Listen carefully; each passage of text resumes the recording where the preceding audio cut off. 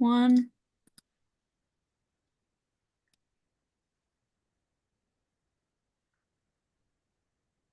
Good evening. Time is now 6:30 p.m. I'm Chairman Timothy Toth. I call the Select Board Business Meeting to order on this 23rd day of April 2025. If you're able, please stand and join me in the Pledge of Allegiance.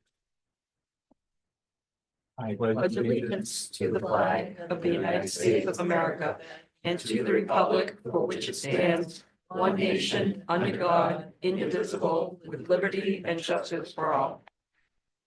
I'd like to remind everyone, today's meeting is being broadcast live on TCTV, Cable Station 8, and on our YouTube web platform. For those who wish to visit any part of our recordings, the recording will also be available on our YouTube channel. We hope that you subscribe to their video. The chat area on YouTube streams are considered the same as if comments are requested in person. They are allowed by the chair. It must be by name and address. If any member in the audience is recording this meeting or plans to do so, please notify us prior to starting. Further, we would ask our partners at TCTV to please inform the chair if any issues with the live feed occurs so we can pause while they are remediated. Roll call and welcoming. We have the full board tonight and our support staff. Quite a few folks in the room, a lot of our staff from various offices here in town. And anybody attending the meeting for the first time, welcome. Our agenda tonight, along with other public documents, is available at www.templetonma.gov, the official website for town information. Here you may also subscribe to alerts for all public meetings, our town administrator's weekly report. For immediate updates, including emergency notifications, please enroll in the Code Red alert system through our website or by calling 866-939-0911. This service is vital for staying informed on important and emergency matters. As chair, I maintain discretion to modify tonight's agenda as needed to manage time effectively, utilize personnel resources efficiently, and ensure public awareness. I reserve the right to rearrange agenda items to best accommodate our proceedings and honor our guests. I don't anticipate needing to do that tonight. Again, I've also already welcomed new attendees, but again, if it's your first time attending the select board meeting, we do welcome you. We're committed to serving the community with patience, fairness, and efficiency. We ask the same courtesy and engagement from all participants tonight. Let's have a productive and respectful meeting. I don't believe we have anybody participating remotely, so we will skip over the Zoom rules and of the road. And with that, let's get into the meeting agenda. First item 3A, the approval of meeting minutes. We have these in our packets, folks. Mr. Chair, Mr. Curry. I move to approve the meeting minutes from Saturday, March 15th, 2025. Second that motion. Motion with a second to approve the meeting minutes from Saturday, March 15th. Any discussion?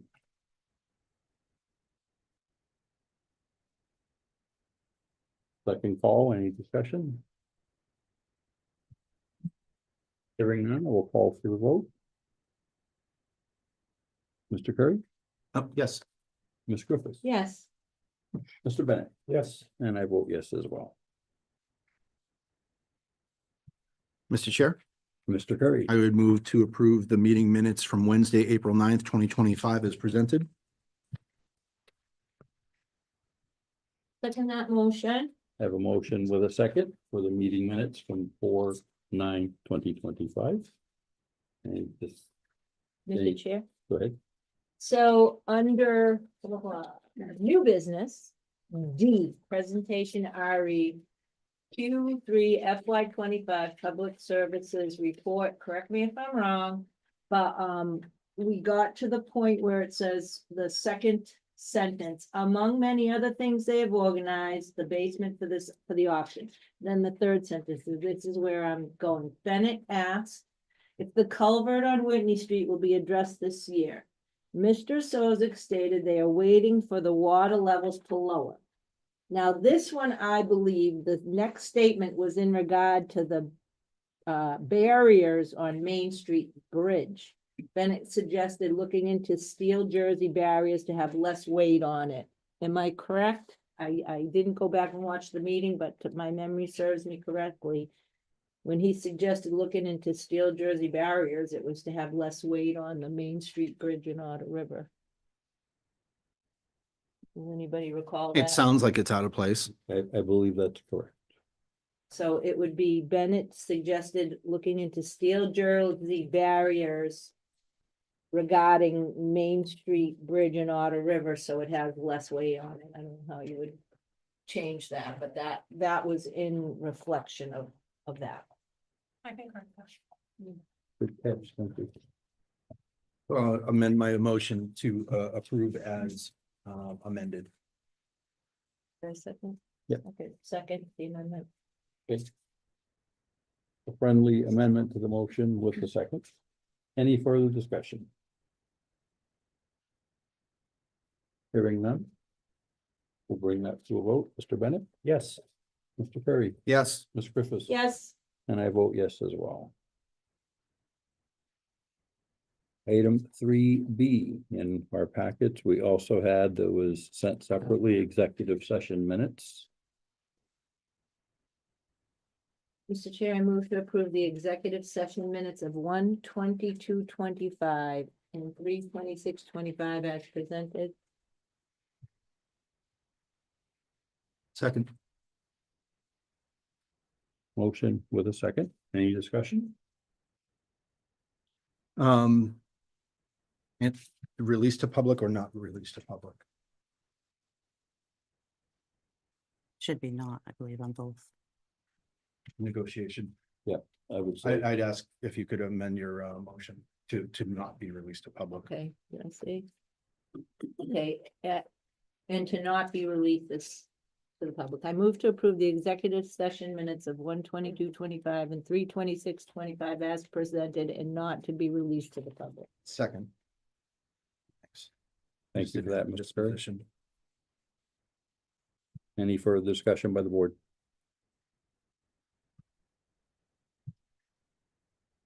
I can't let it go. Do we have, on the second one, respectfully submitted, Mike, did the minutes of that one. I did some, but he did some, and his are better than mine, so I would say minutes submitted by Mike Curry, please. I'd accept the amendment. That's the way it is. Okay, I accept the amendment in second. great Yep. job. Yep. Thank you. Duly noted, thank you.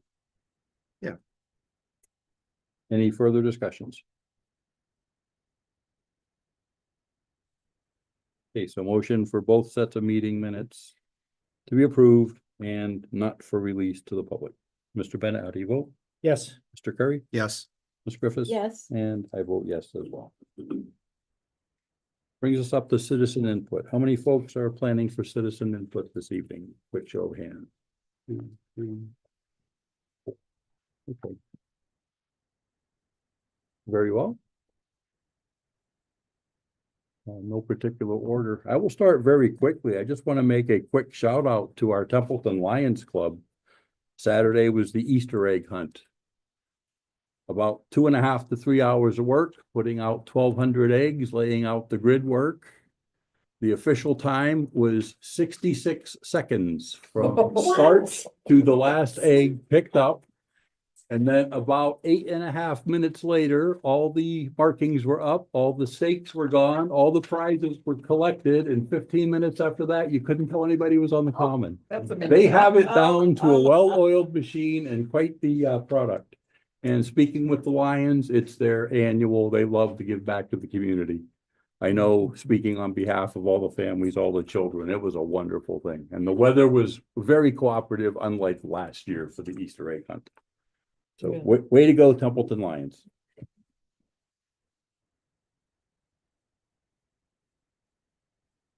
Montaigne, thank you for joining us. Good to see you on the other side of the table. Please come on up. I'll just go last. Oh, you can go. I'll wait. Everybody else. Andy? Once if I have bad news. It's all good news. Come on. It is. So I just wanted to let everybody know that coming up on Sunday on, what is it, the 27th? I don't know what Sunday's date is. Anyway, at Gilman Way Park will be the first opening of the concession stand. It will be kicked off by the Babe Ruth girls travel, the town's Babe Ruth girls softball team. We have two 16U teams, and we're excited about this season. But Jamie will be the manager of the concession stand for the town. Will be opening the concession stand for its first game. So, and then many more to come from Narragansett to the rec departments.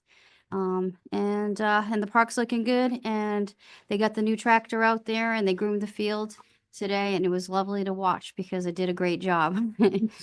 So thank you to everybody that voted on the tractor. Thank you. Thank you. Thank you.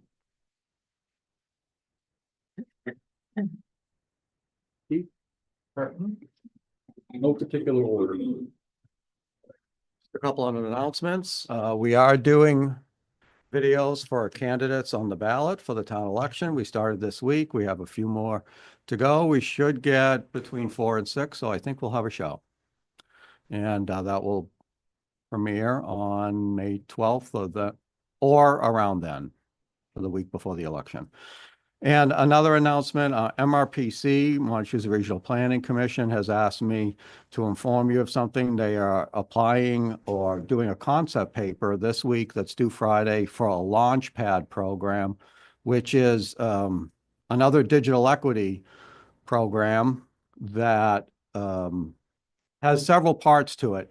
One of the parts is for outdoor spaces, and they would like to include Templeton Center and Baldwinville Center for Wi-Fi access. So as part of the program, an entity like TCTV or somebody else would manage that and build out Wi-Fi for the town common. So when people attend the concerts on the common, they can get on Wi-Fi. They asked me to tell you this, so if you have any thoughts or concerns, you can contact Jeff LeGros, who you met here talking about digital equity a couple months back, or myself, and we'll give you more information on that. I did recommend that he address cybersecurity in that, and he's going to be talking to our cable chair, Gage Pace here, who is a professional in that field as well. So I wanted to let you know that Launchpad also has another part of the program where they're going to be training digital trainers to train people for digital literacy. And they found out there are none in Worcester County. So we have an opportunity to become digital navigators and be a hub in that, and this be one of 6 hubs that can get direct funding for this. So it's still in a concept phase. The paper that they submit Friday is a concept paper. If it is accepted, they will be asked to submit a full application in May for July, and then get an award in September if possible. There's a lot of money in this, and they really want to do it because they see a need, and Worcester County has been identified as a priority population for it.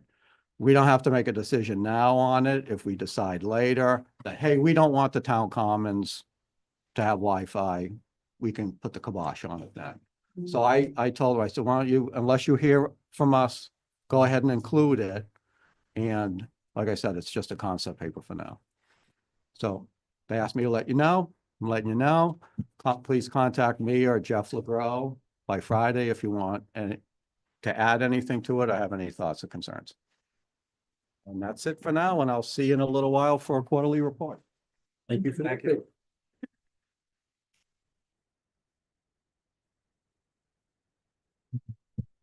Liz Toth, Gray Road. So I'm going to read something that's off of the Massachusetts site. Public bodies must create and approve minutes of all open session meetings in a timely manner. A timely manner will generally be considered within the next 3 public body meetings or within 30 days, whichever is later. The Attorney General encourages public bodies to approve minutes at the next meeting whenever possible. So I was very happy to see the March 15th meeting minutes on the agenda for tonight. But March 19th, school budget is not there. So if you count, first of all, today's April 23rd, so it's more than 30 days. And then if you count, so you look March 26th, April 1st, April 9th, that's 3 meetings. Tonight is the 4th. So technically speaking, the select board is in violation of OML. I'm not planning on filing a complaint, but I am just informing the board that you guys missed the date. Thank you. Thank you for that. One thing.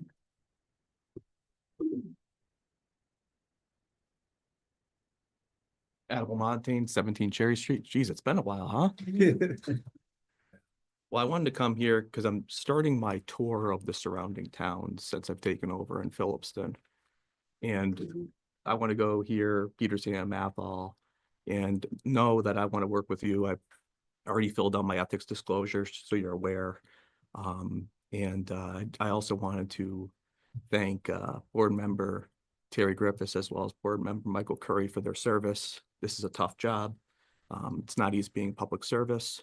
So thank you for your service. Thanks, Adam. And I think you all know how to get a hold of me. So should there be any matters of concern relative to the town of Phillipston, feel free to reach out. I'll be working with Holly as well, and wish you all the best. Thank you.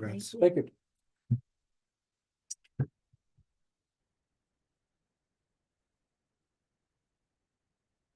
Any additional citizen input? Hearing none, moving into administrator comments.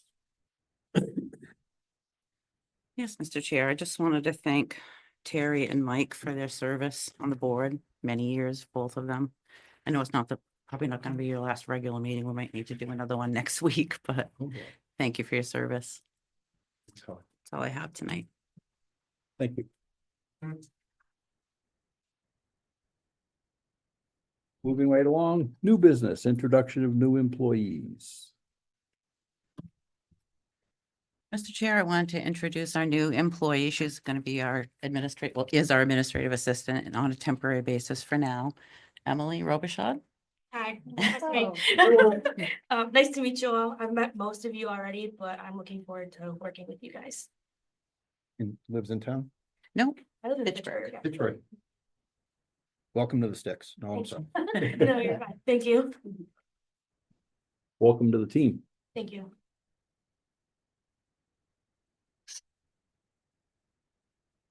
Item 6B, appointments. Mr. Chair, on this Cultural Council and Council on Aging, Christine Brown was appointed at a prior meeting to a 1-year term. Our mistake, we had not put a motion on for that, and the term is actually 3 years, so we need to reappoint her for that. For both? To both, yeah.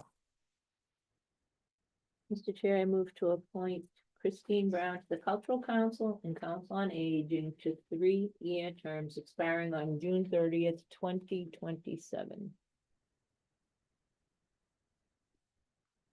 Retroactive. 2024. 3 years. So 2. No, you're good. No, you good. So motion, do I have a second? Second. Motion and a second. Any further discussion? We'll take these one at a time. So on the motion to appoint Christine Brown, correcting the term to a 3-year, how do we vote, Jeff? Yes. Yes. Terry? Yes. I vote yes as well. Thank you, Christine. And the second one, Jamie Smith to the TV Cable Advisory Committee. We have that community interest form in our package. Not here. I'm not sure. Is Jamie here tonight? No? She said she wasn't able to. Oh, okay.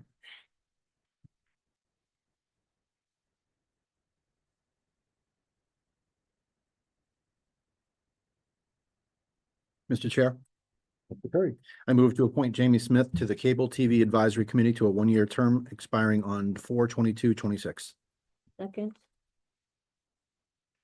Have a motion and a second. Any further discussions? That's a typo. I'm sorry. So because this is made mid-year, it'll actually expire June 30th, 2025. Okay. Oh, Sorry about that. Make the amendment to June 30th, 2025. second the amended date, June 30th, 2025. Thanks for that catch.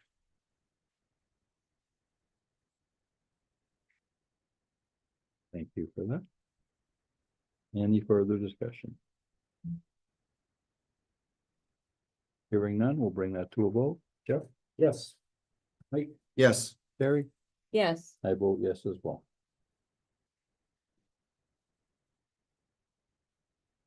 So again, we thank the citizens for stepping up, filling these positions within the community.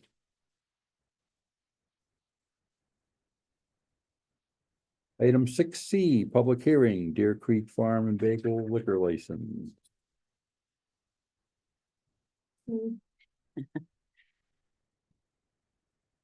Motion? Yes. Mr. Chair, Thank you. I make a motion to go into public hearing related to Deer Creek Farm and Bagel liquor license. second that motion. Have a motion and a second to enter a public hearing regarding the Deer Creek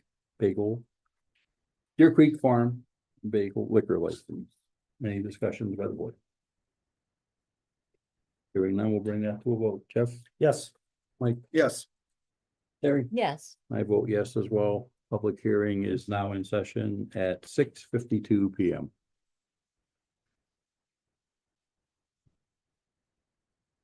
Oh, sorry, I didn't want to interrupt. No, that's okay. So the way this works, you will be presenting as it's like, just like appearing in a court, a presentation by the applicant or sponsor. And then anybody who wants to, any proponents who wants to go against it, basically you're petitioning and, present the case. Okay, yeah. And then we will look at that, any statements, any recommendations by the town or staff or any boards, and then we will, any response or closing statements, we will close the public hearing, and then we begin deliberations by the board. So please. Thank you. So we are looking to continually expand and grow, and it hasn't stopped, so we're trying to keep it rolling. We have started offering classes in the evenings, cake decorating. We have other people lined up looking to teach more classes. So it would, just from listening to the public and people that have attended, we've found a great interest in if we could offer a glass of wine while they're doing their class, because we offer food as well at all the evening parties. We've been doing tea parties with the woman that we supply tea from in Baldwinville, and we think it would be a great venture for our business if we could add that on. We have multiple tip certified employees, and hopefully we can get more than that. That's just what we have to start, because it's a longer class and we have a lot of moms and students working, so.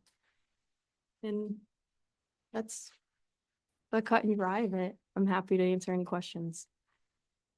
Thank you for that.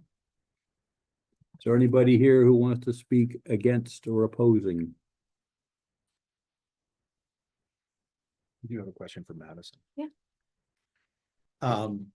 Through you, Chair, to Madison and to the town administrator, is the, for evidence, is the license, is everything in order license wise? It is. She meets all the criteria for facility. Yes, she has a current facility and won't be needing to make any changes. Okay. We have a rental agreement or lease agreement Yep. for the property owner, and she's provided everything else that's needed. Yeah, and thank you for adding that you have multiple tips, because Oh, you've absolutely. been in here before for a temporary. Yes. Okay, Yep, I've been working in the food industry for so long. that's great. It's all helpful, so. Mr. Chair, that's all I had. Thank you for that.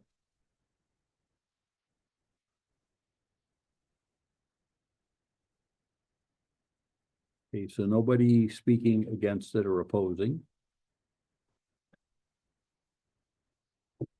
Any further recommendations by town staff to the board? I think we just covered all of that. Have any other questions? So you've already responded to the questions. Any closing statements from you? I would just say it's been a really good experience working in this town so far since we opened. Everyone here has been incredibly helpful, so I really appreciate all the hand holding because it's a lot of paperwork.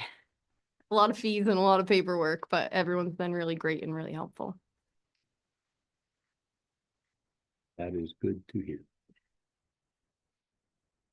I would entertain a motion from one of the board members to close the public hearing. So So we moved. Begin deliberations. So second. Have a motion and a second. Any discussion? Hearing none. How do you vote, Jeff? Yes. Mike? Yes. Terry? Yes. I vote yes as well. We are out of the public hearing at 6:56 PM. Thank you for your time. Mr. Chair, Go ahead. I move to approve the liquor license for Deer Creek Farm and Bagels. Second that motion. Have a motion with a second. Any discussion? My whole family loves the place. Oh, Son wanted me to work there. Thank you. Yeah, you did a good job. Great breakfast places. My grandson loves it. The First Thank time I you. went, he showed me the little children's reading area, showed me the books, the Oh, little yeah. comfy chair, Lot where of the toys games now. are. Oh, yes. Like I said, a lot of us are moms, so He knew all Makes- about it. it makes a big difference having that. We moved from a morning customer to a morning and evening customer. You gonna take a cake decorating class, Mr. Bennett? No, no. We have a motion and a second. How do you vote, Mr. Bennett? Yes. Very. Yes. Griffiths. Yes. I vote yes as well. Thank you. Look, Thank you. Madison. Thank you for bringing your talents to Templeton. Oh, thank you so much for all your help. It really has been very helpful to have everyone hold my hand. I'm very honest that I don't know, like, any of this paperwork. Poor Holly had to deal with me a lot. Thank you. It's a lot of paperwork and a lot of hoops, but it's been really good. Everyone in town's been great. Thank you. Thank you so much. Just so you know the process, I'll upload it to the portal for the ABCC tomorrow. And they could be reaching out to you at any point. Okay, They're fairly quick with them, so you should probably hear from them in the next couple of weeks. thank you. Moving along, we have a second public hearing. Mr. Chair, Mr. Curry. I move to go into public hearing related to the reduction of hours for on-premise liquor licenses. Second that motion. I have a motion and a second. Move into a public hearing for reduction of hours for on-premise liquor licenses. Any discussion by the board? Hearing none, we will bring this to a vote. Mr. Bennett, Yes. Mr. Curry, Yes. Ms. Griffiths. Yes. And I vote yes as well. We're in public hearing at 6:58 PM.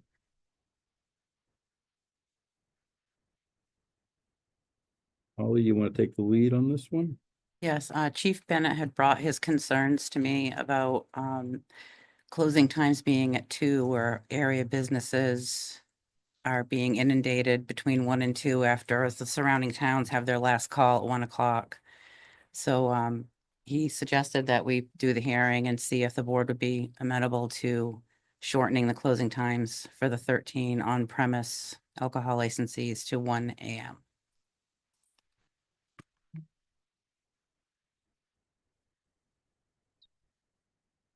Any of the businesses here in to speak in opposition? I don't see anyone. I don't see any either. They were all notified, Okay, just for the record. so I think that fulfills our recommendations, town staff. Any recommendations from the board? Not a deliberation, but just a recommendation. I recommend to support the chief. Absolutely agree on that.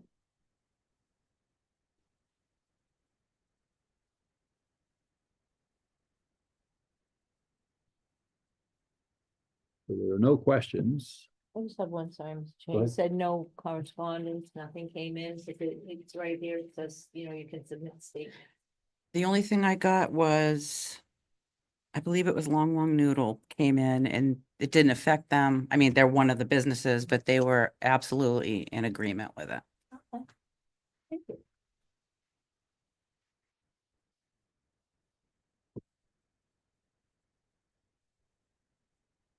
If there's any questions, a closing statement, the chief's request and through the town administrator, I think it's pretty straightforward. I would entertain a motion to close the public hearing and then we can have our deliberation. So moved. Oh, second. Motion duly made and seconded. How do you vote, Jeff? Yes. Mike? Yes. Terry? Yes. I vote yes as well, 7 p.m. Mr. Chair, Mr. Terry, I move to reduce serving hours for on-premise liquor license holders from 2 a.m. to 1 a.m. Second that motion. motion with a second. Any discussion? Just how do they get the word out? Pigeon. Serious question. I'll send out a notification, a letter to them. Talking each about of to the patrons. They're gonna be like, what? Although Sorry. I'm sure the businesses will post it on They their doors. they will let them know. Yeah. Business will be notified. I'm sure we'll notify the ABCC as well. And Yes. all the proper channels and notifications we made. Mr. Chair, I think it's not, I think it was presented very well. I know we're in deliberation. I think it was presented very well to be able to identify the conditions around it, but I also believe that we need to support the chief. You know, we knew this was going to be a tough budget year. We know that we have constrained resources, and this is part of the creative way. I recognize that it does affect business owners. Yeah. But as far as a community or otherwise, I think this is a good message to be able to say this, we're trying to conserve resources and provide for the public safety as well, given the conditions that we heard during the hearing. Well said. Absolutely. And as the ITA told us, that's the chief's concerned that the local business are being inundated where surrounding communities' last call was an hour before ours, so. I'd rather be known for something else. Very well said. Any further discussion by the board? Bagels. Hearing none. Jeff, how do you vote? No. Okay. Mike, Yes. Terry? Yes. I vote yes as well. Let the record show 3 yeas, 1 nay.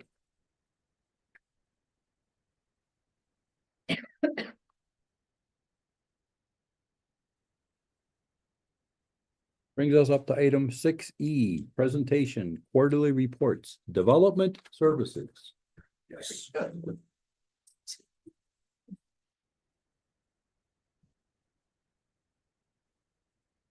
Evening. Good evening. How are you? I know the answer. You're here. Actually, you could have smiled. Well, thank you. So there's a lot of things that are the same with our quarterly report. There's a lot of things that are different. I am,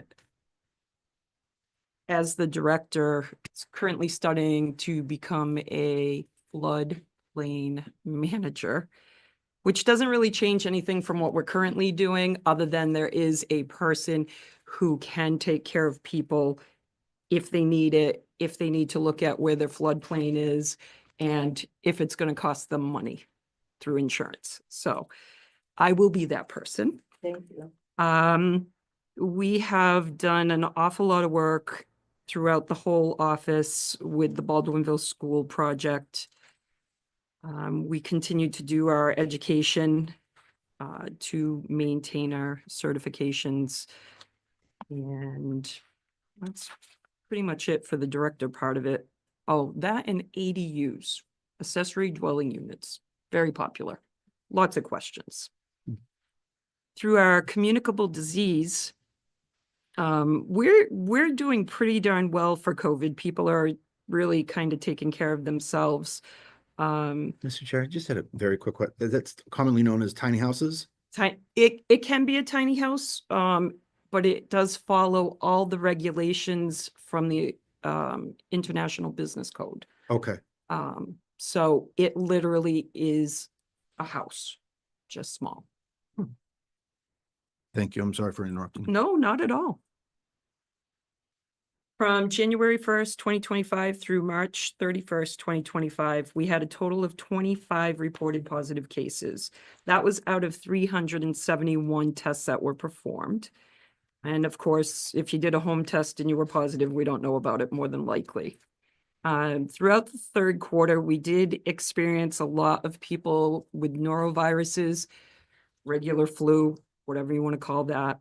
And we are still watching the trend of measles spreading. Massachusetts continues to be case-free, at least in the third quarter. How do those COVID numbers align to previous years? Are we? This has been a really good year. I think that definitely the lowest compared to the other years. And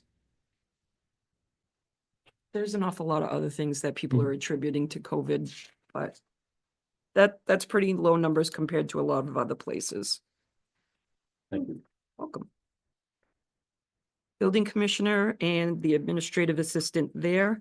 In the first 3 months, there were 48 building permits issued. Pretty typical for this time of the year, mostly for roofing, insulation, indoor things, wood and pellet stoves. The total permit values for the quarter were $1,607,000 and some change.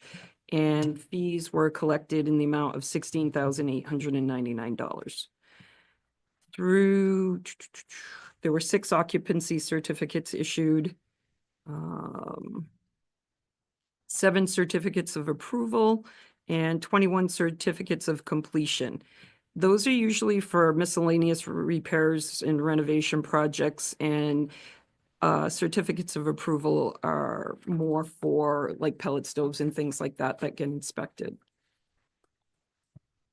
There were 30 electrical permits issued, and the total fees collected there were $4,700. Miscellaneous repairs, upgrades to existing residential structures, the usual things. There were 23 plumbing permits issued. 5 of those were for new homes. 1 was for temporary housing, which usually is because of a fire.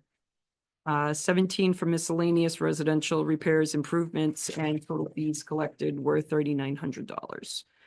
There were 9 gas permits at a total of $1,100. Again, repairs, improvements, 1 for a commercial heating unit. And Rhonda refers to ADUs too. Lots and lots of questions. She did comment that it's expected to be a busy season in the next quarter, which is usual in the spring and summer months, along with the big project of the Baldwinville Elementary School. Her progress and the office progress with the implementation of cloud permit, it's been a little rocky, not gonna lie. Rhonda has had to work very hard and kind of walk the company through what we actually need. And she's working very closely with their programmer. It's been a lot of work, and I appreciate the work that she has done on it. The Ag Commissions met on February 3rd. They discussed the farmer's market, which is still being discussed, I believe. Templeton Agricultural Producers, which is a conglomerate of local farmers, were discussed. And a draft flyer was created that explains what a CSA is, which is a community-supported agriculture. We put out a link for the list of local farms that may participate, where you can actually have a share of their farm goods. You can sign up and I get was there. excited about that. Thank you, Lori. You're very welcome. It's very helpful if people aren't familiar with it. True. ZBA members met on January 7th to continue the 280 State Road hearing, and they voted to uphold the determination made by the zoning enforcement officer. The company continues to work with conservation and our department to come into compliance, and so that's going well. We also heard a minor versus substantial in nature discussion with regard to Baldwinville Elementary School. And the ZBA did vote that they were minor. A zoning zoning determination letter was given to USA Auto Recycling. They are working very hard to get to where they want to be. We were happy that Jamie Coolidge was appointed as an associate member to the ZBA. I have been in touch with her, and I appreciate that. Very happy to have help. Planning, members met on January 14th and improved. Well, I don't know how much you want for detail. It's pretty much the same old A&Rs and special permit. Unfortunately, U-Haul project, they withdrew. And just so everybody knows, they withdrew from many cities and towns. They severely reduced what they were planning on doing.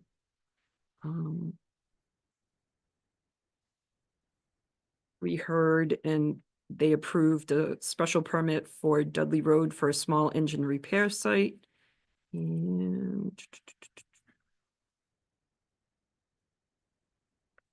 they did discuss at one of the meetings the project on 2A for Private Oversight LLC. And we should be seeing something for that in the not too distant future. Conservation, Massachusetts Central Region was elevated from a level 2 significant drought status to a level 3 critical drought status at the beginning of February. The proposed sewer pipe project was still in the appeal process. And the conservation has also attended 5 courses via Zoom for the floodplain model bylaws. A webinar on permitting artificial turf fields, Dam Busters 102 webinar, and a Massachusetts funding workshop. Our conservation agent has consistently continued her education and has also attended the spring construction kickoff for the Maple and School Street project. There were 7 site walks conducted throughout Templeton. There were 9 permitted RD, let me clarify that. There were RDAs and NOIs, a minor modification request, and forest cutting plans. 1 violation letter was issued to 58 Main Street. Continuing site visits are happening with that. And an enforcement order was issued to 280 State Road. It remained in effect. Meetings were held on January 13th and February 10th. The Board of Health is pretty much housing complaints, abandoned housing still moving forward. We did things like there's work being done on Shore Drive. We helped our residents get some deed restrictions so that they could add on to their properties as long as they weren't bedrooms and affected the current septic systems.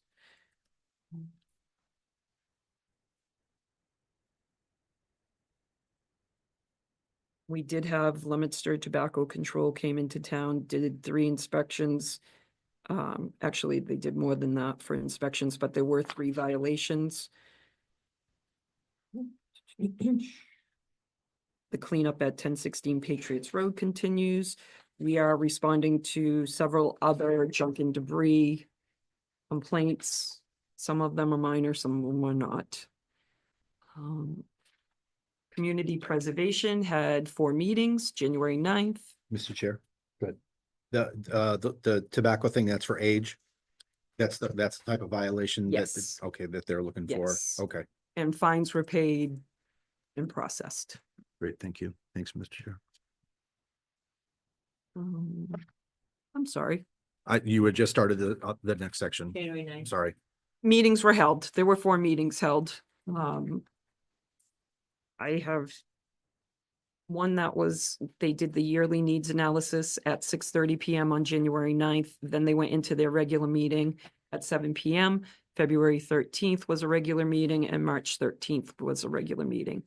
The chair at the CPC, the chair represented the CPC at the all boards meeting. 9 warrants were submitted for payment. 5 articles were supported by the CPC to go to town meeting floor.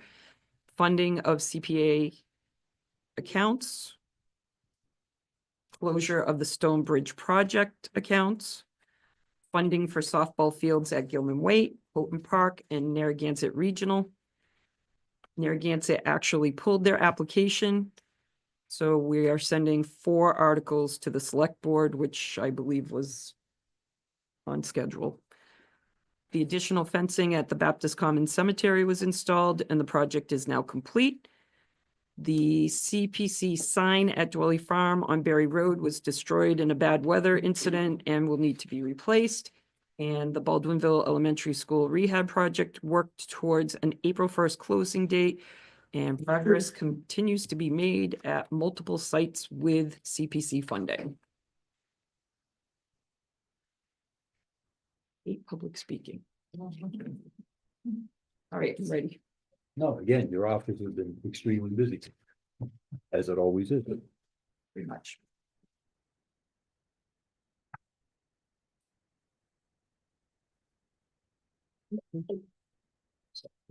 Cool.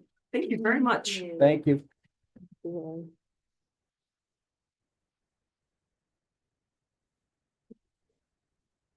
Thank you. Item 6F, community services. Hello. Hello, Jackie. Jackie. How are you? Fine, thanks. How are you? So I'll just do the library report first for this quarter. The weekly stitching group continues to meet, work on projects.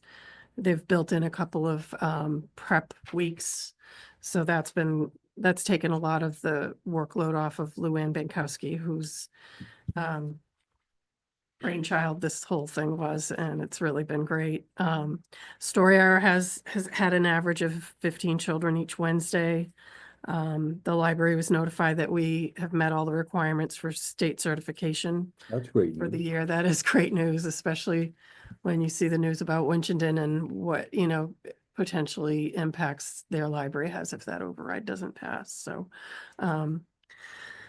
budgets were worked on, submitted, reviewed with the town administrator, your board advisory.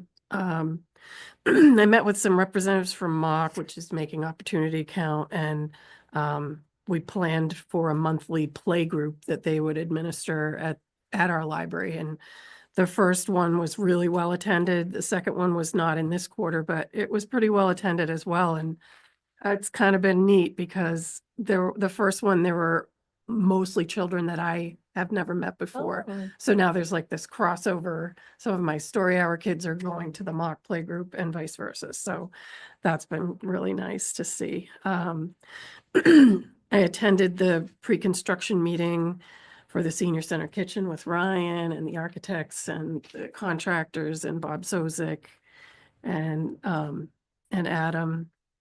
And that is finally getting started this week.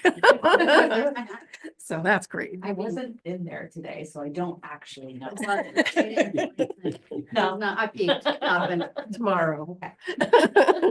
And the library trustees met several times. We have a really enthusiastic, super involved board of trustees right now, which is great.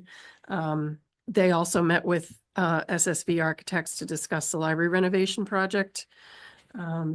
And Carrie Novak from Ag Commission and I have met with a resident who wants to create a community garden. She's got great ideas, but just not a lot of resources, not a lot of time right now to pull it off. So it does. And so we're trying to sort of really make a solid plan for next year. And Carrie and I have been brainstorming about the farmer's market, which we're going to take another stab at with scheduling in conjunction with the band concerts, which we did last year, but we're going to move the market over towards the gazebo and we're going to extend the hours and make it more of a market instead of a farmer's market per se. So we'll see, hopefully that has some success. I just can't give up on it. Each So, community has their own personality. right, right. Yeah, and Carrie's been great and yeah, so we're not giving up, so. Any questions about the library? Library's easy. No, thank you. Our fabulous senior services manager, Ryan, is gonna present her report to you. How's everybody? Great, Irene. This is my first time doing this, so I apologize. I have it on my phone here.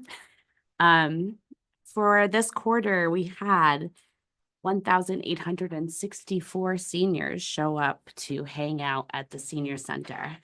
Our average daily attendance for this quarter is 40 people a day, which is way up from when I first started, and I don't know what all that's about, but I like to think that people just enjoy coming in and spending time and making new friends. We gave 289 rides through our MART program, 116 social service appointments, and we had 143 separate people who volunteered for different events. I've got a long list of all of the different things that we did all quarter, and I don't want to tell you all of them, but I'll tell you my favorites. One thing we started doing this quarter is a sign language class. It's actually taught by Pam Bray, who is a Templeton resident.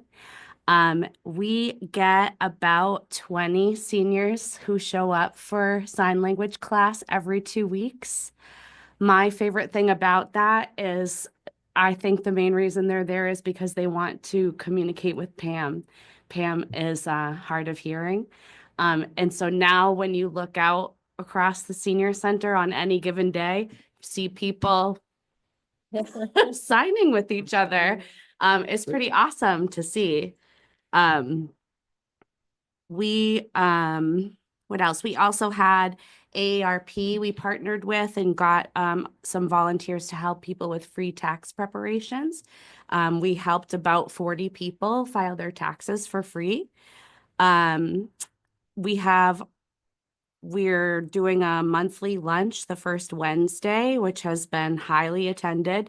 And then we also do in the middle of the month, we do a lunch that's combined with some sort of entertainment. So like we had Ryan Hood performed. We also had David Shikes, like a comedy presentation. All of those are always quote unquote sold out events. And what else? We still continue to do all of our regular weekly programs. We do 2 yoga classes a week.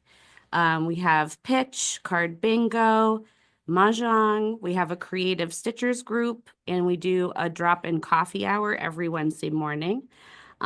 We took a trip in this quarter. We all went to the Van Gogh experience out in Worcester, which was really cool and fun to do. And they actually just went to the Museum of Fine Arts today. So I'm excited to hear how that went. We had scheduled it for Monday. Good thing we've discovered that before we showed up. And I think that's pretty much it. It's amazing. Thank you. Any questions? Lots of Thank good you. things happening up at Lots of good 16 things. senior. Yeah, we love it. Thank you. Thank you. Mr. Thank Chair, you I just very had much. Go ahead. one question. This past spring, the Narragansett High School had their Little Mermaid production. And I know when we had the all boards meeting, there was discussion about how we could involve the senior center more in the productions that the high school winds up putting on, whether they come to a rehearsal or otherwise. I don't know what we can do to get that. I mean, I went to the production, full disclosure, my daughter was in it, but I would love for the Mike Dixon did the production. I would love for them to be able to go in there and see something so big in their own community. I mean, it's hard to compete with the Museum of Fine Arts and otherwise, but that's right down the road, and you could tell Right. people they could you could give rides to whoever, but I would love to be able to see, you know, that was one of the things that the Council on Aging brought up to say, this is a collaboration that we used to do, but it seems to have fallen away, and I just wondered how we can get it back, and not to Yeah. figure it out in this meeting, but I'd love to be able to. I'm figure it actually glad you mentioned that because I also wanted to let you know that I have been partnering with some people from Narragansett. We actually next Wednesday, the Narragansett seniors are putting on a senior fun day for our seniors. So we're working on trying to collaborate between the high school students and the senior center and hoping that that's going to turn into maybe some volunteer opportunities for the kids too. So I do think that Yeah, that will end up kind of leading into that. So this will be kind of our first event that we've collaborated on together, and I would like to see more for sure. If I get involved with like schedule, or if I'm aware, I'll let you know. I'll let anybody know to see if we can't make that a reality, so they can come in for a full rehearsal. They would love that. I'm sure of it. Thanks. Thank you. Thanks, Thank you very much. Thank you. On next.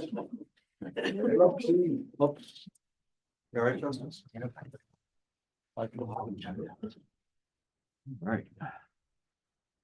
Well, Steve Castle, TCTV, a lot happened in the first quarter.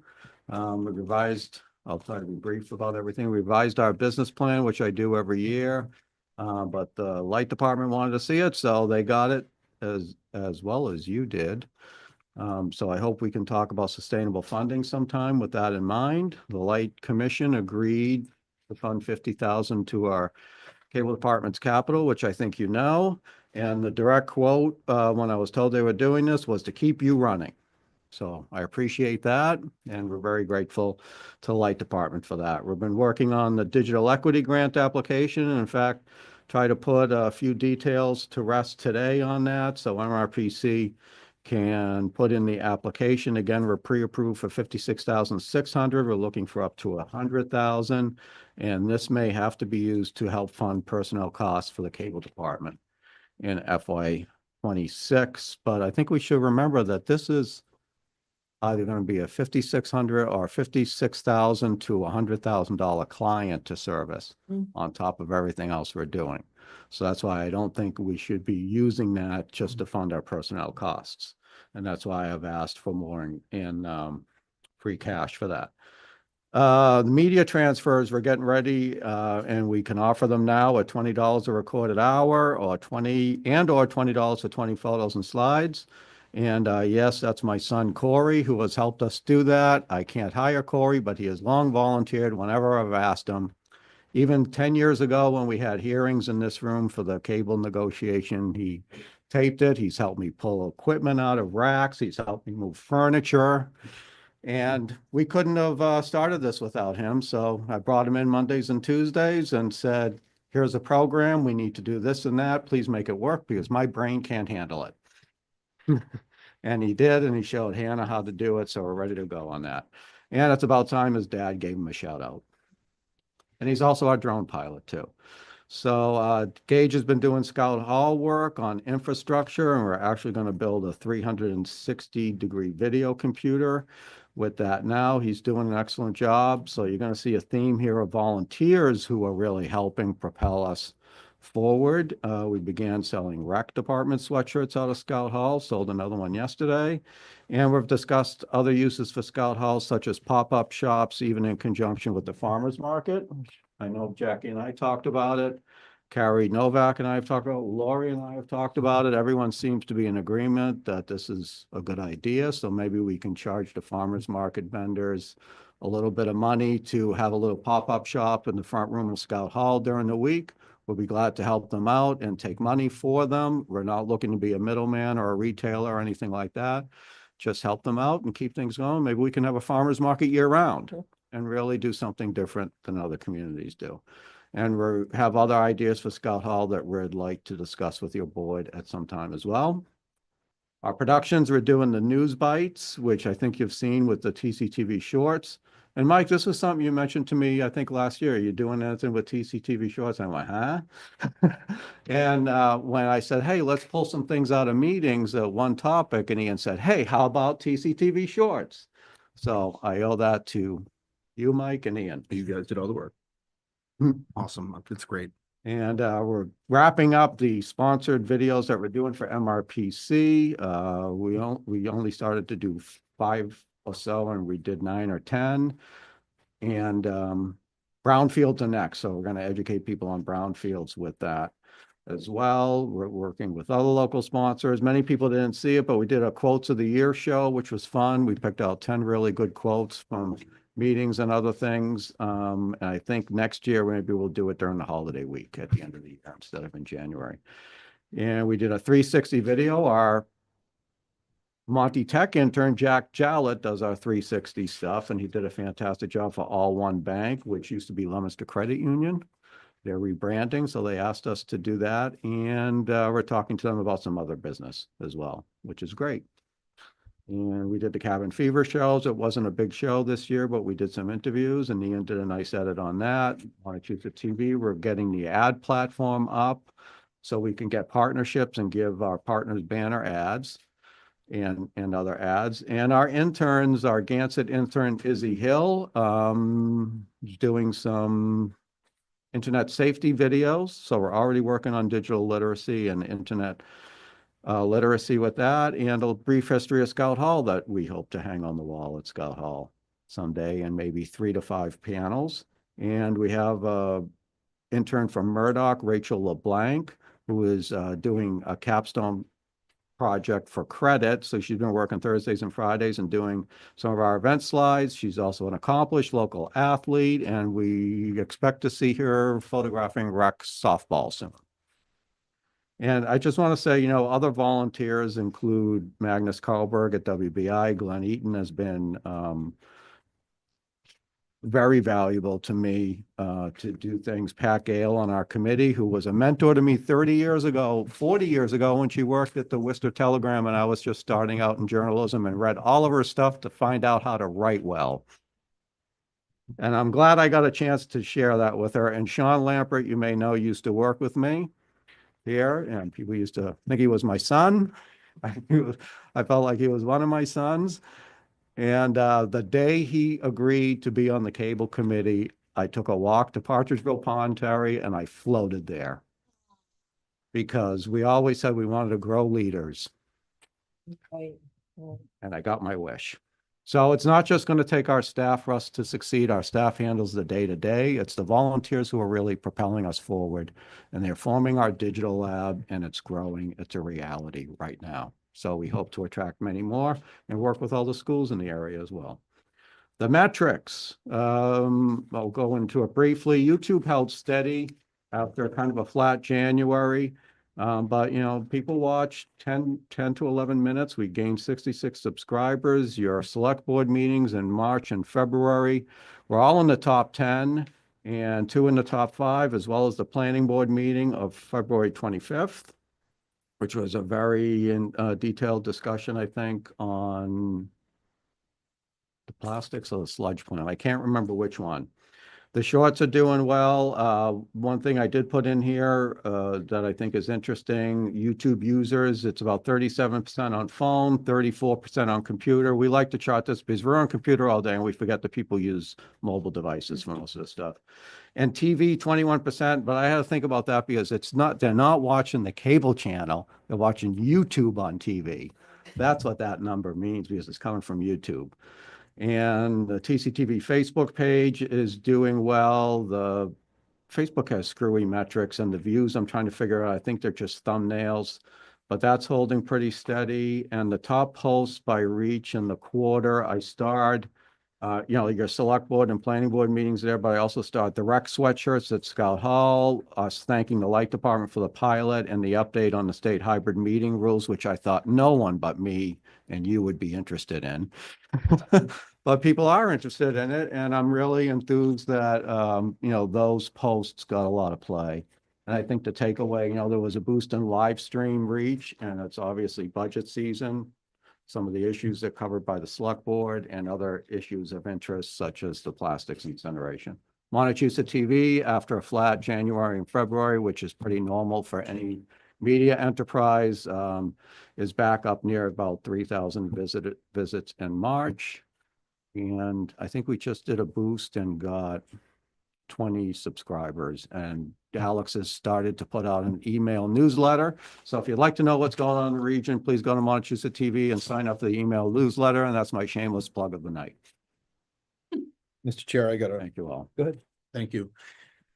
Steve, I'd like to go back to productions, specifically the MRPC videos. I'm happy to see this.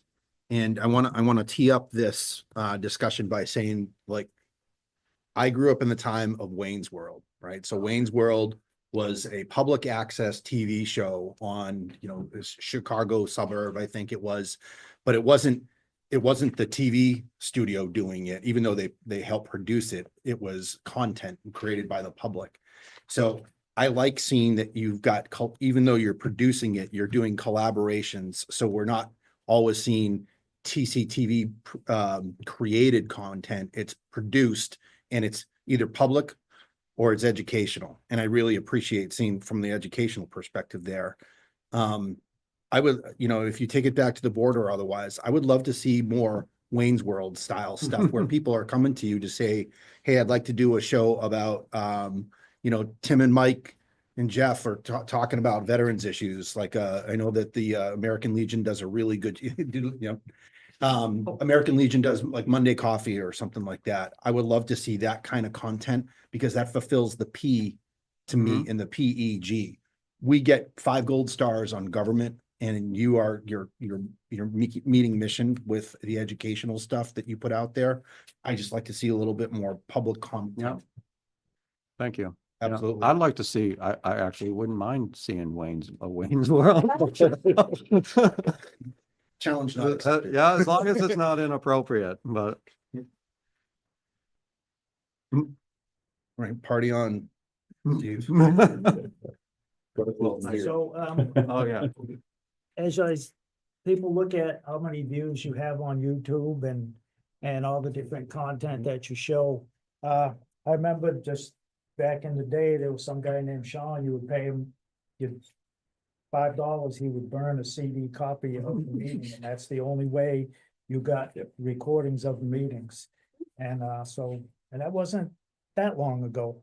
And now that you're on YouTube, you can find them anytime, and a lot of meetings and a lot of We lost that content. $5 revenue. Beneficial.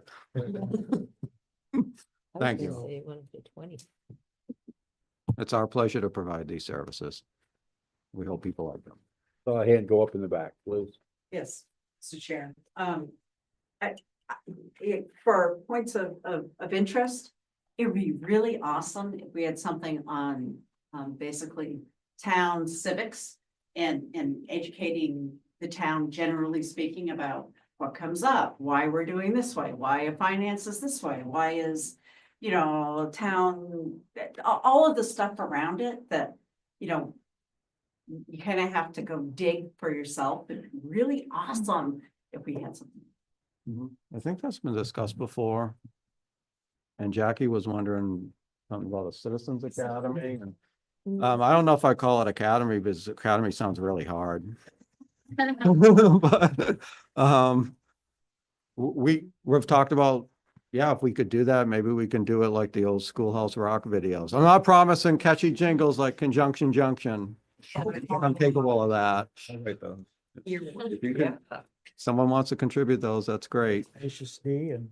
But if anyone wants to get us a list of the things you'd want to cover, we'll try to figure out doing it. And you know, we have a young lady, Sarah, who will be back from UMass in May, and she's great at doing that. She did that Gilman Waite video of who was Gilman Waite, and she's got a future in educational videos because she can make them entertaining. So I would be glad to put people on that. Candy, real brief. Oh, I just wanted to say, because I was just thinking to say it just to make sure it's gonna happen. Steve wants to do some kind of little clinic in the summertime, for the kids to learn about how to make some television. So, I was talking with somebody about that yesterday.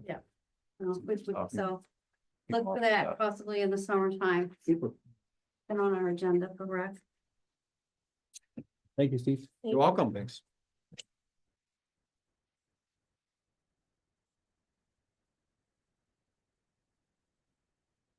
Hello, Michelle. Michelle. How are you? Well, how about you? We're here. You're here. Make it brief then. Good.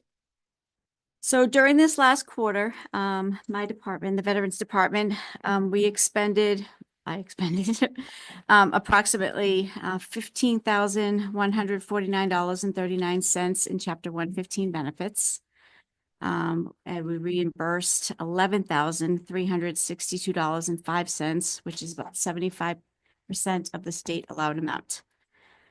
During this quarter, this department filed 32 new VA claims. This veteran agent has already coordinated and scheduled the flag placement for Thursday, May 15th at 5 o'clock for the two cemeteries. And the first week in June, the veteran agent will be going to a conference because it's already the recertification for July. And also starting in July, EOVS will also be starting the agents who are interested to be taking new certification classes to become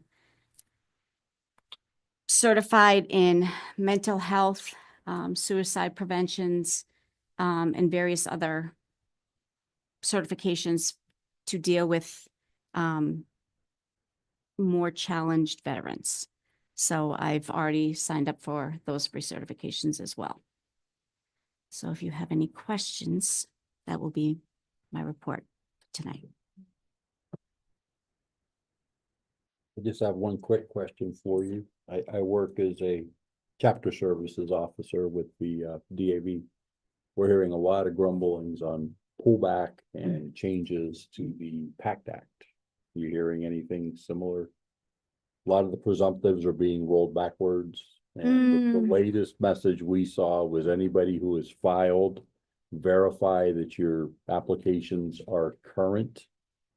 Because if anything that's currently in gathering, or just verify it's in place, because if it's not, they're saying the end of this month, it's gonna disappear. That is not That's not quite- entirely yeah. true. That's what we're all saying too. No.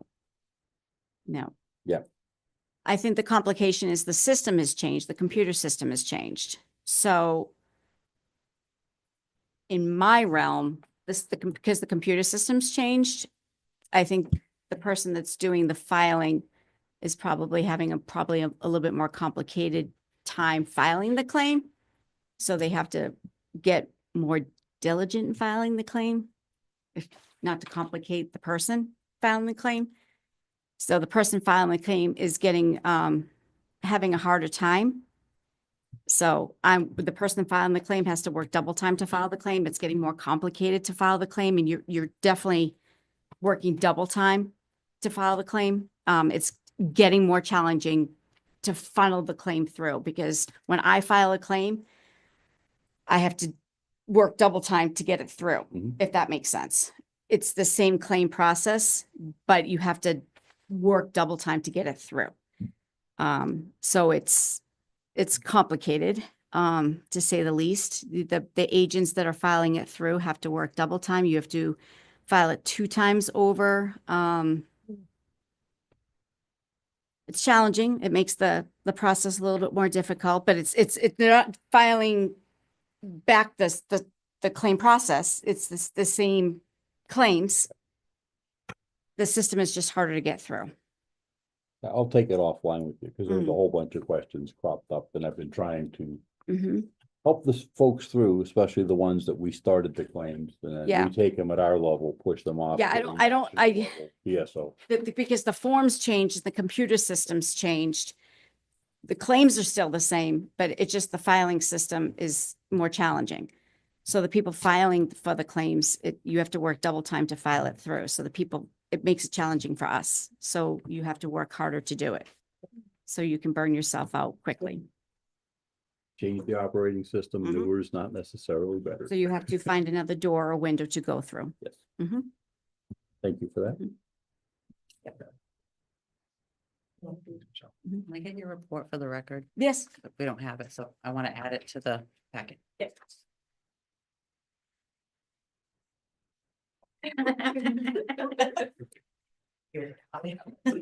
you. And lastly, I just have a quick report from Lisa Dembeck, the Cultural Council Chair. This has been a quiet quarter for them. They only met once.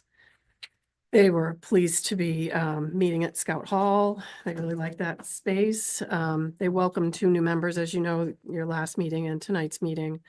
And they approved, sent out notifications to the grantees who were approved.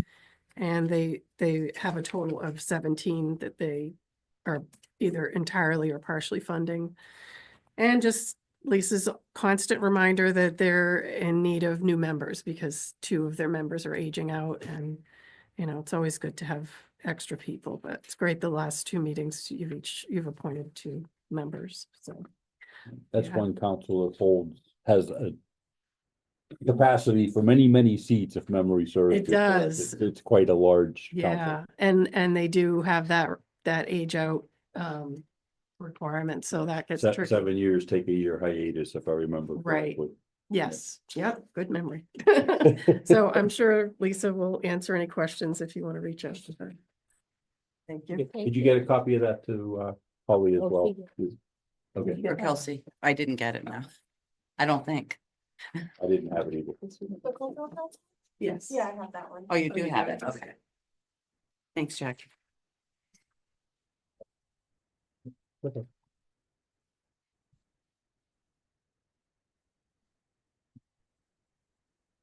Item 6H, quarterly reports from finance. You go first. I Got thought, you. He's I ready. got you. You're first in the packet. sorry, 6G. All right. Hello, members. Justice. Hello, Tim. Hello, members of the board. Justice Graves, Deputy Assessor. So the third quarter in our office, I would say is a typical third quarter for us. I'll go over some of the highlights that are different from the other quarters. Real estate and personal property actual tax bills were mailed out for the third and fourth quarter, which brought a lot of questions into our office during that time. The deadlines for abatement and exemption applications have both passed, and during this quarter, free personal property and free real estate abatements were granted. Just under 170 exemptions were granted by the board so far, and this has totaled about 108,000, which is approximately up from 8,000 this time last year. A lot of the changes with the VA and with veterans that qualify in town has brought that up. That's been a big thing that I noticed in this particular quarter and for this year. The final applications and abatements will be considered and finalized in the fourth quarter. New construction was put on the property record cards, and free supplemental bills were issued during this quarter, totaling about $15,500 in additional tax revenue and new growth. Over $400 in community preservation funds were also committed with these supplemental bills. I had mentioned this during a previous select board meeting, but in comparison during the third quarter of FY 2024, by this point, there were $36,600 in additional tax revenue and new growth that were supplementally billed. There was an additional single-family home that received occupancy at the end of March. That supplemental bill will be issued in the fourth quarter. There were 3 revised bills, bringing in $7,900 more in FY 25 tax revenue, and there were no omitted bills issued yet in this fiscal year. Mid-January, the first and largest motor vehicle excise tax commitment went out. That's over 8,000 bills, and that usually brings in everybody to ask about anything to do with their motor vehicle excise bills. And there are a lot of excise bills from the prior year and from the current commitment that there are abatements that are filed on, because that brings everybody into the office wondering about that. Commitment number 2 is also sent from the RMV and issued at the end of March. And there were a few 2024 commitments and recommitments from from the RMV as well. Mapping changes were implemented onto property cards, all the splits and combinations, and that was sent to Cartographics, our mapping company. In this quarter, I didn't receive the preliminary maps yet, but I did receive those recently, and I will be working on those. Updates to our online mappings can only be done once a year, and those are all done from the plans that are filed at the Worcester Registry that we receive. Building permits bring new construction and new growth into town. Different from in past years, I'm seeing a lot of building permits that are for typical renovations and routine maintenance. There are things for new structures or creating some things as livable space, but we're not seeing the volume, as I said, with new growth of totally new homes. But with the questions on ADUs, I'm wondering what will change in the future. Which is a discussion that we're having in the assessing world. Property cards were all updated from the cyclical visits last fall, made by our former administrative assistant, Karen. Additional work that was done, but not limited to in the third quarter, was the annual gathering of personal property forms of lists from our commercial customers, income and expense reports, and ABC reports from our charitable organizations. I was notified in January that I received my designation as a Massachusetts accredited assessor. And in January, Karen, Congratulations. and in January, unfortunately, our administrative assistant, Karen, resigned. We wish Karen the best. She was a great asset in the office, and I really appreciated her diligence and work out in the field. But we brought on Anne Brewer as our new administrative assistant, and she's been working out so far. She actually just completed course 101 last week, so that's been good. Other than that, I've been preparing, property information and questions to advisory committee on the veterans exemptions in the HERO Act. I went to a workshop, listened to a Bureau of Local Assessment, that's what the BLA stands for, dashboard webinar overview, and attended the budget presentations. Are there any questions?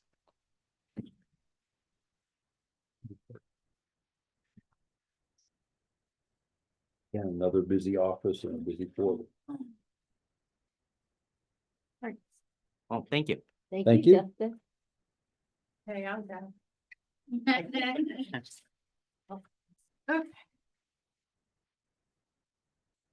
Hello, everybody. Hello. I sent out, it's very close. I sent out a revised quarterly revenue. Did you all get it? I did bring hard copies, if anybody wants a hard copy. No? Okay. Okay, so this quarter, we have been very busy with changing over from Paychex to Harper's, which I am so glad we have finally done. Harper's is just way more easy to use municipal wise. We can now reconcile timesheets that are submitted to what we're actually paying out, where before we didn't have those two different numbers. So that's pretty huge. We have recognized a couple of things that aren't being booked into VADAR. They're not really, I called them liabilities, they're not really town liabilities because it's more Empower Retirement, and the taxes are not being booked into VADAR and then paid back out. They're just being paid out. I've never really seen that in a town, but it must be legal because the auditors haven't said anything about it. But it seems to me that if we're taking it in, we need to make sure that what we're taking in is what we're paying out. Because you should. So benefits administration has taken up a lot of our time. We've lost a couple of retirees, and employees, gained new employees, transitioned to active employees.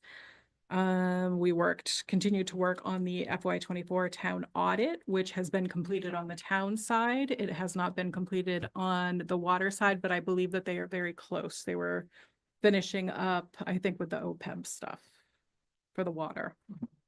So hopefully we'll have that very soon. We also provided all the information for the GASB reporting, which outlines the town's OPEB liability, and those reports were received for the town and sewer. I've contacted some department heads in the past quarter regarding liabilities that have the potential to reduce the town's free cash. Things like paid police details that we haven't received the money for, fiscal year reimbursable grants that haven't been reimbursed yet. When you look at the free cash calculation, everything that reduces it, I'm trying to pare that down so we don't get reduced so much again this year. And it looks like we're in pretty good shape. So I'm going to be sending a letter out in mid-May for end of year, just outlining what we need to do to make sure everything hopefully goes smoothly.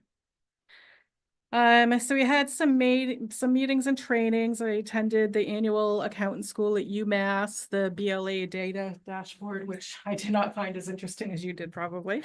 Harper's payroll meeting, Central Mass Accountants meeting. We had our first NRSD work study group, and we have also established a finance team meeting, which is the accountant, the treasurer collector, the grant writer, and the assessor, and we invited the interim town administrator. Just gives us all a chance to get together and discuss any issues that we're having, anything that we see coming down the line, so that we can just try to troubleshoot and work together and provide information as we get it. ARPA expenses reporting closed March 31st. So any funds expended between April 1st of 2024 and March 31st of 25 will be reported in addition to the obligated funds from December 31st. So that needs to be done by April 30th, which is next week, and it will be done. And I will email Holly and let her know when it's all complete. And then we just have our usual work, which is, you know, the weekly warrants and the enterprise benefits billing every month. Reconciling with the treasurer collector, which we've done in February. I need to get to March. Various public records requests, BBAs through March were sent out, and quarterly revenue was completed. There was a question on the quarterly revenue about the Q2, was it Q2, the building permits? Because it was reported as $294,908, which is accurate. Because tell me if I say this wrong. So the school building permit for the building, right? For rehabbing the building and the new building that they're going to build. That was $267,600 on its own. So that was an accurate number in there. No, Adam had budgeted that. He knew it was coming in. Yeah. Any questions?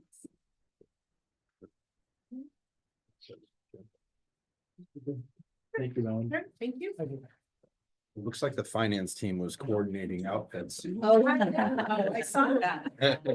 They all got the memo. Grace, hello. So as always, grant award administration has taken up most of my time. That's been on the Green Communities Program, the Park Grant, which is parkland acquisitions and rehabilitation for communities. That paid for the rehabilitation of the Hoyton Park playground and parking lot, and that should be finishing up in May and June, which is really exciting. Also the Community Transit Grant Program. Ryan from the Senior Center has been a big help with that. There's a lot of long-term strings attached and reporting requirements, so she's been really helpful. Also the Community Compact IT grant, which I think Lori briefly touched on. That's the cloud permit online permitting software, and there's been some bumps in the road with that, but as far as the grant's concerned, the financing is okay. But again, Rhonda's been a really big help with that. The RDF Grant Rural Development Fund, which is through the One Stop program, that's for the engineering on Berry Road. We'll have the kickoff meeting for that next week. And the 10K cost share, which is only about 3% of the cost, that should be on the town meeting warrant. And I think that's the bulk of it. Are there any questions?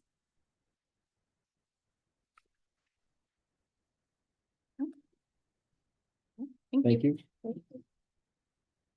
Busy.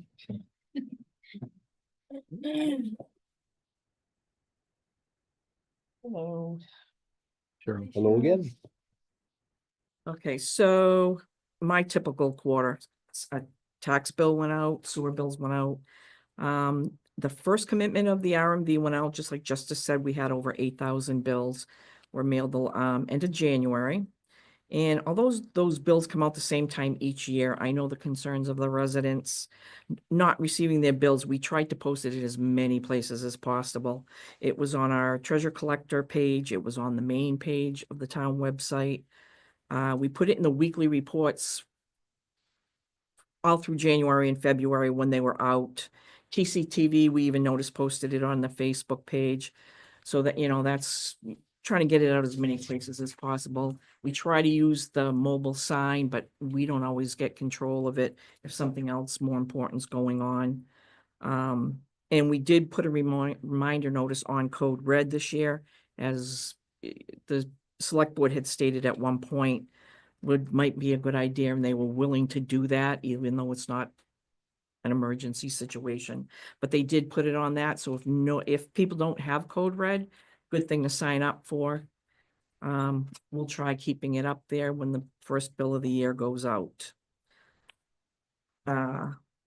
With the situation with the mail, we get it coming in as well. We had some mail come back the other day that we mailed out in 2023. We mailed out stuff May, June, and July of 23 that was returned to us the end of March 31st. We had a resident mail us a piece of mail. It was stamped February 6th. We received it March 31st. Took 53 days to get to us in town. So it's an issue, outgoing mail and incoming mail as well. We've talked to Postmaster General. I don't know how to resolve it. But if people can use Unibank, even if you don't pay with Unibank, you can sign up to get a notice that when we issue a bill, it will say that there's bills out. You don't have to pay that way, but if you sign up, you can get a reminder notice. Use the Dropbox, pay online to avoid the mail if possible. I think it'll help everybody all around. It's just, I don't know how to fix it. We mailed reminder notices for tax title bills. We're trying to do these on a regular basis so that they coincide with the quarterly bills, so that people don't forget that they have those, especially with the new rules coming up. 68 MLCs were prepared during the quarter. I attended Worcester Regional Retirement meeting and participated in some virtual meetings with the MCTA and Worcester Regional Retirement, and prepared and presented the budget to the TA and select board. And then our totals are listed below. If anybody has any questions. Just a quick comment. Yep. The mail, it's going up again I next know. month or early June. 75 cents for a Yep. first class stamp. It's like, Yep. are you kidding me? This is the biggest increase in like 12 years. And what are we getting? Yeah, what are we getting? Yeah, I agree with you. Yeah. Buy the forever stamp. It's the only way to stay ahead of Yeah, it. exactly. And if people can use a Dropbox, I mean, it's out there 24 hours a day, you don't have to be open. They can drop it on their way home from work, in the morning on the way. We do check it a couple times during the day. We check it first thing in the morning when we get here, and a couple times during the day. So, it's a good way to do it without having to go through the mail system. Are we seeing it just one zip code out of the three, and then we've got overlap into Gardner as well? Or is it No, townwide? yeah, yeah, it's not just us. Yep. It is everywhere. It's all. Right, yeah. All right. Anything else? Thank you. Thank you. Thank you. Sarah.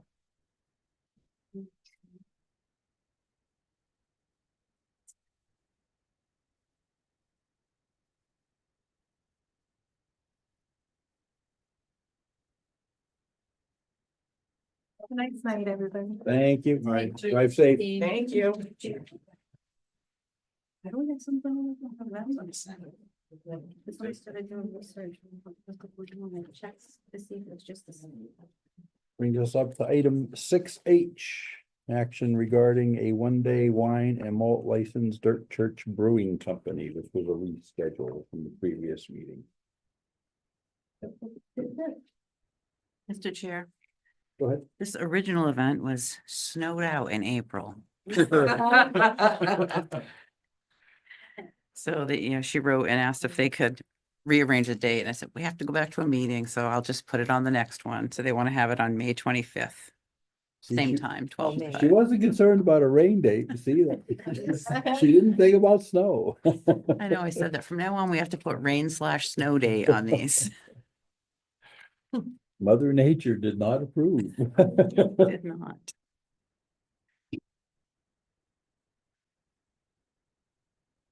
Thank you for that. Mr. Chair, Mr. Curry, I move to approve the one-day wine and malt license for Dirt Church Brewing Company at the new specified date of May 25th within the hours of 12 PM to 5 PM. Second that motion. I have a motion with a second. Any discussion by the board? Hearing none, we'll bring this to a vote. Mr. Bennett? Yes. Mr. Curry? Yes. Ms. Griffiths? Yes. And I vote yes as well. Let's pray for nice weather for these people.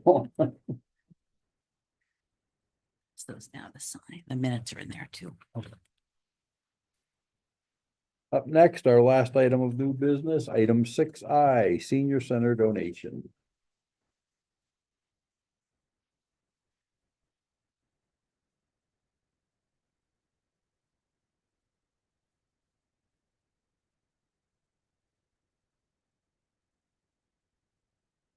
Entertain a motion from the board. Mr. Chair, I move to approve the senior center donation in the presented amount of $500. Okay. I have a motion with a second.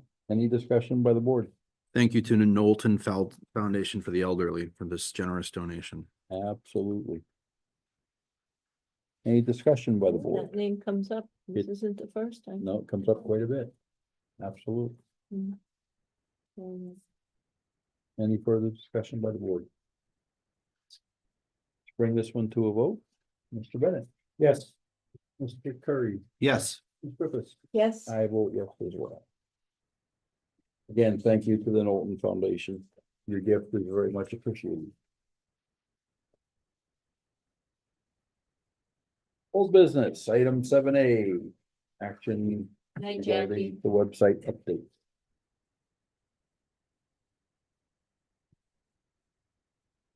Mr. Chair, Go ahead.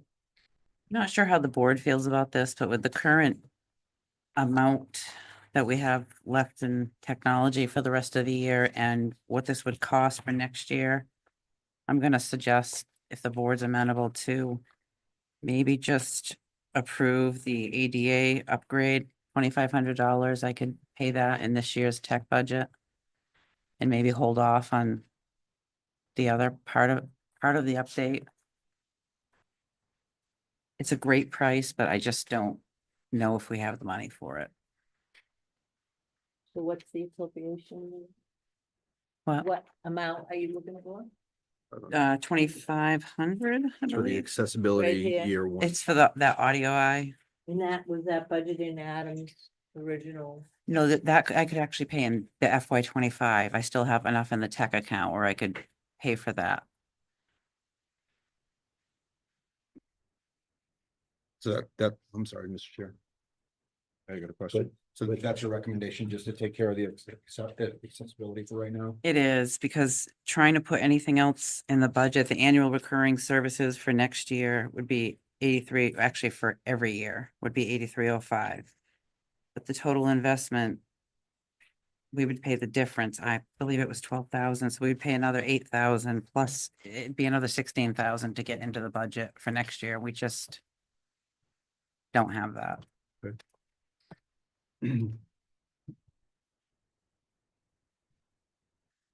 Mr. Chair, Mr. Curry? I move to approve the service plan quote from Civic Plus for only the accessibility year one annual fee discount for $2,500 only, as presented, and for the interim town administrator to sign related contract documents. Second. I have a motion and a second, and that is for the ADA compliance portion only, correct? That is correct.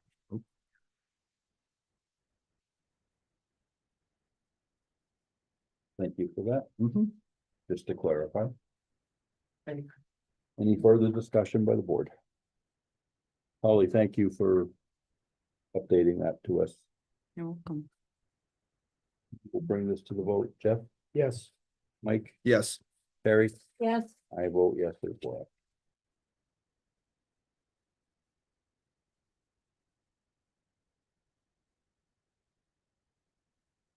Item 7B. Action regarding the Templeton Fish and Game Club request for a guardrail repair. Mr. Chair, I had gone to town council as the board had wanted me to on this matter. And they had said that they had previously discussed it with Adam and they had this license agreement draft ready. They believe it's not a liability to the town. And that's why they submitted this license agreement. I don't know if the board would like to review it today or wait till another meeting. It's in the packet. Right. A long license agreement. Yeah. It is.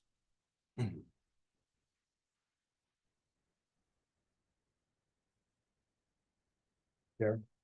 Very. I'm appreciative that we found, we established our guardrails and wanted to make sure that we were within our guardrails, but I'm glad that we found a way to be able to take care of something that does mean a greater thing for the town, swimming program and otherwise. So I think this is a great thing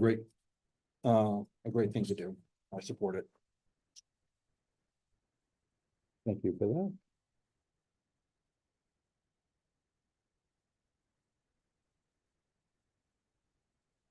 I like how you framed that, guardrails, since we're discussing guardrails. Yeah.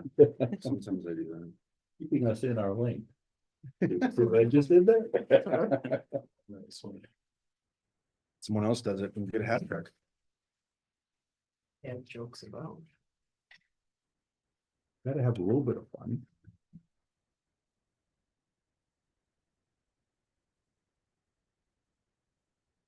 Mr. Chair, Mr. Terry, I'll go ahead and throw the motion out there so we can talk more about it. I move to approve the use of DPS funds for guardrail repair at the Templeton Fish and Game Club pending signatures on the license agreement. Already got them. Already have them. Mhm. I have a motion. Do I have a second?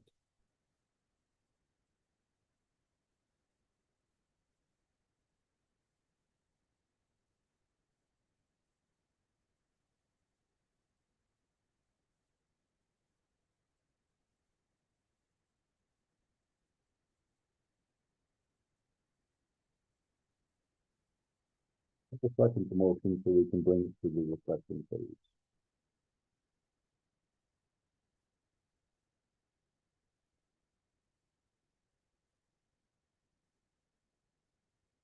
Mr. Chair. So just, go ahead, Mr. Terry. I was gonna say, I think the central arguments that we had last time is that it's private property. But it did serve a public good. And I think that, at least my recollection of the meeting, we felt good about the purpose of it, but we had to find a legal mechanism to be able to do it. So if town council is recommending that we have a license agreement and we're able to protect the public in conjunction with our ask of them and being good neighbors, good stakeholders, that's why I think this is a good idea. And as I recall, Mr. Sozik said he supported it, or at least he had the funding necessary to do it. Right, and I also recall him when he presented this to us, he didn't feel it was in his authority to act. That's why he brought it in front of the board. I remember. I recuse myself because I'm a member and I ran the swimming program there. Understood.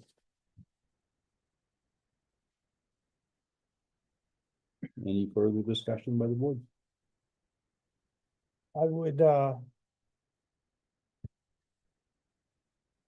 went up and I looked at the guardrails and I took some pictures and I don't see that the guardrails need to be. There's a little surface rust on the guardrails on the bridge. And there's a little like, there's moss or something. But there's not like holes in them. They're not bent. Or caved in. If anybody wants to see them, I hang them up phone and you can look at them. And again, according to the law, we can make temporary repairs on private property with public money, but doing permanent repairs up there on a private road that has signs up that say members and guests only. Fishing is members and guests, accompanied by a member only. I know it's a, want to feel good thing. They donate this and this for the swimming program and stuff, but we're opening a door that other people can come here and say, you fix that, how about you fixing mine? We've already had an issue where somebody, private residents, wanted the town to pay for a drain pipe in their driveway and it was dismissed. So I just don't see how we can do this legally and without opening the door for a lot of other businesses, or a lot of other private entities. So I would not be in favor of doing this at all. Again, it's a private club, they're a private entity, they can donate whatever they want, however they want to the town. But using public money to make permanent repairs up there. That going up there and visiting and looking at the guardrails, I can't see justifying replacing them. I don't see any safety hazard in the existing guardrails. They pretty much look almost new. I mean, they're like I said, they're not bent, they don't have holes in them. There's surface rust, but they're not in any danger of. I mean, not an engineer, nothing. I'm just going up, looked at the guardrails. There are no holes in them. The I-beams and the wooden posts that are in the ground, they seem all solid and secure. And they talked about right on the bridge. The guardrails on the bridge on the lake side are straight and they don't have holes or anything on them. The guardrails on the downside of the spillway, they are bent. But I recall walking up there and there was a man taking pictures with a tape and apparently a van had hit that guardrail coming out of the club. That was a few months back in the middle of the winter. But on the pond side, the guardrails are straight and solid. So again, we're talking about using public money to do a permanent repair, to buy materials on private property. And I just don't see how we can do it within the law. Thank you for that. Any other discussions?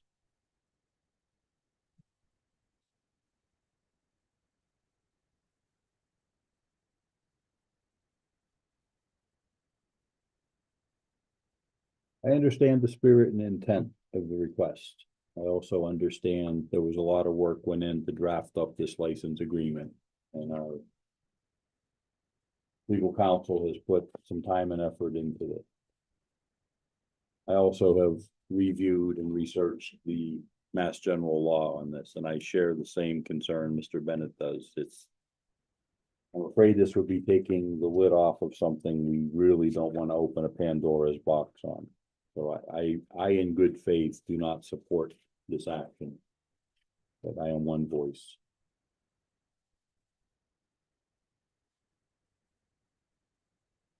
Any further discussion by the board?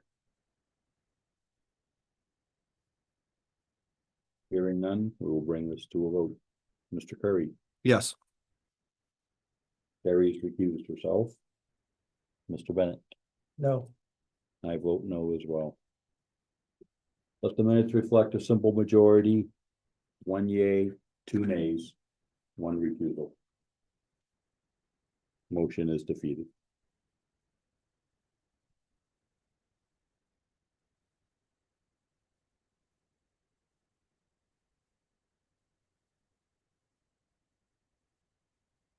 Moving on, action item 7C, approving the updated budget.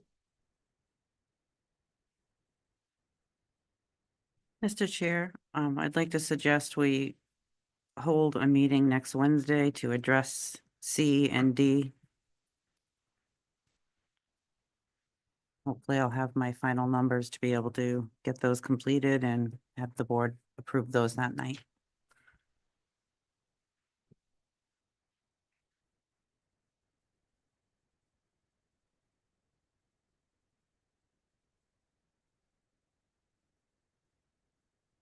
Would be the 30th. Yes.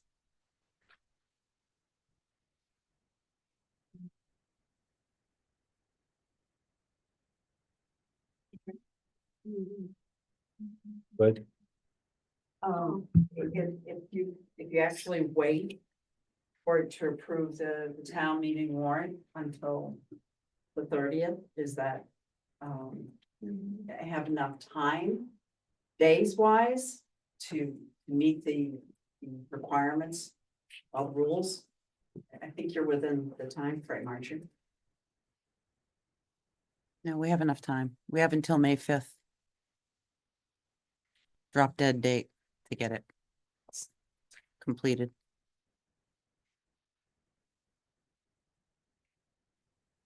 Just ran across that problem previously. That's why I'm asking. Right, yeah, I did check with the town clerk. It's good. That was gonna be my question. Yeah. That's why I checked with her. I want to make sure we're in the time.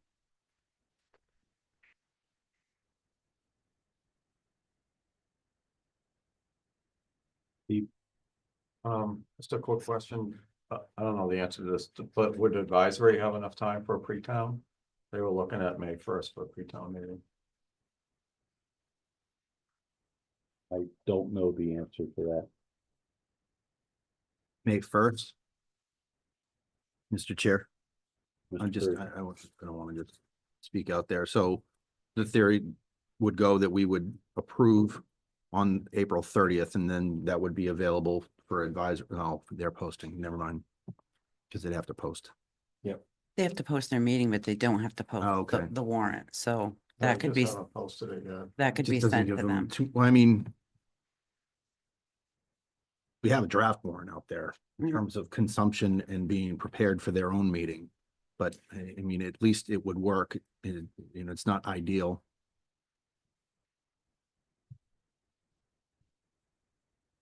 Thank you.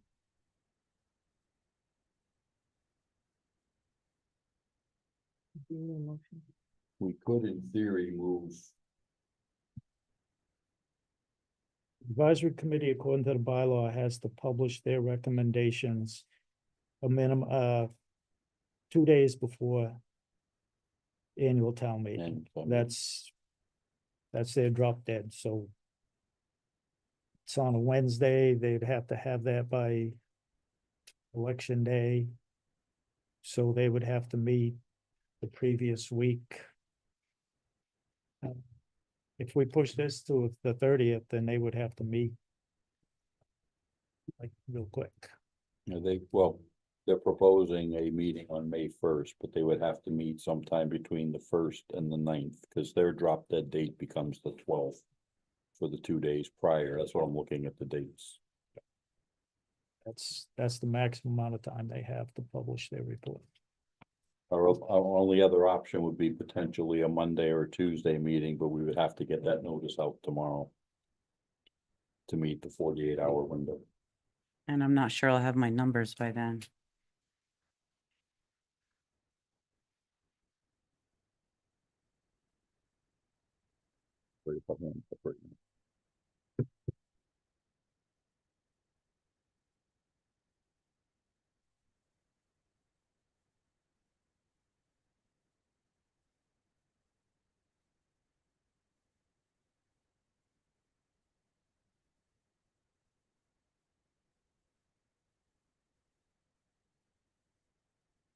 do have one question.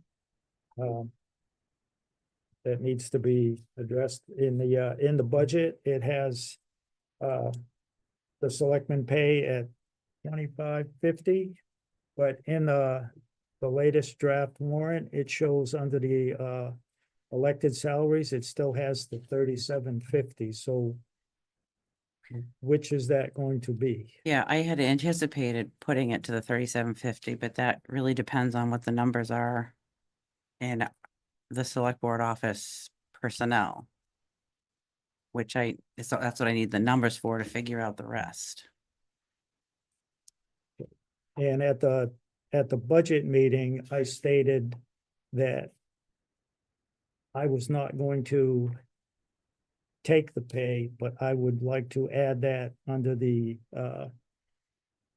in development services at the administrative assistant / conservation agent, because in the budget, the salary that was proposed and it was cut by over 10 grand. And that's, if I could throw it in more places, it was more, I would throw it there, but I just think, and I'm not trying to throw Lori out the door early, but she's one of the department heads that's not too long away from being able to say, I'm all done. And her potential replacement is sitting Right her. next to me. And I want to encourage to stay. Because I remember when Miss Weeder was an administrative assistant in the Board of Health office, and now she's she wheels a whole big room down there, got about, I don't know, 10 titles. I'm just gonna advise people not to be nosy in their jobs because it gets you in trouble. Get you more work. So, and that's, I just want to ensure you know Yeah. that. So in the development services, whatever that amount is going to be, I want mine to go there. Yeah, I think the I'm best not going way. to cut, I'm not going to see employees get cut and me sit here and say, and this is just me, but you know, I'm taking mine because I'm a big selectman. And again, I'm thinking a couple of years down the road, but I want to do what I can to try to encourage somebody to stay. Mm. So that's just a couple things that that I see in the budget. It's, like I said, it's listed 25, but in the warrant, it's 37, and 37.50 was set by a town meeting vote, and it is subject to a vote every year, but that's my nickel's worth on, right up top of my head, what I see. And we only got so much time to kick this. I Right. really don't want to be doing this on town meeting floor. Been there, done that. It's not fun. Yeah, And nobody wants that. Mistakes happen because something gets overlooked, something gets forgotten by, can be anybody. It's just, so it's not a thing I want to see us do. Can be done. I just, experience wise, I don't want to do it again. I just, bad news, in my opinion, so. But I'm open to meeting, I don't care. To do this, but that's just me. Thank you for that. There was a hand up. I did. Got two. Real quick, okay, I'm gonna make a statement, and I'm not trying to be rude. This is old business, this is select board business. I will allow the public comment. Public comment happens at the beginning of the meeting, but go ahead, Candy. Well, I was just gonna ask the question. Go ahead. That you're gonna table this and do another meeting, but the budget is pretty much done. It's a few extra items that you have, which there's no money in the free cash to come up with for these items. So I don't really know why it's being tabled. There's a few errors in the warrant, because there's a few items that say free cash, but there's no free cash for it to come up with. And it's been weeks since the departments have come and done their hearings, and the list was done. And I just don't, I understand we lost somebody, but this does not make sense why our town is waiting to hear, or the departments who work here are waiting to find out, are they gonna be cut even more? They already took, everybody took down the line, minimums, you know, taking it down. What more should they take down? DPW, all the departments, what more? They can't, there's nothing more to give. Okay, thank you for that. Lloyd. Mine is not about budget. I just want to let you know that on the 29th, the planning board is reviewing the 4 warrant articles that pertain to planning. So we'll provide you the next morning with commentary. One article of which has a placeholder and I didn't actually put it on there yet. I'm gonna be doing that for the final.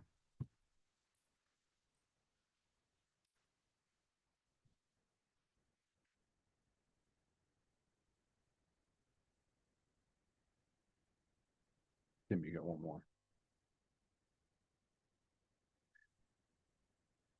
Go ahead. Mr. Chair, I just came to let you know, since there was a lot of discussion at the last meeting about the sewer easement, that this week I received a superseding order of conditions from Mass DEP that permitted that. DEP did permit it. Thank you.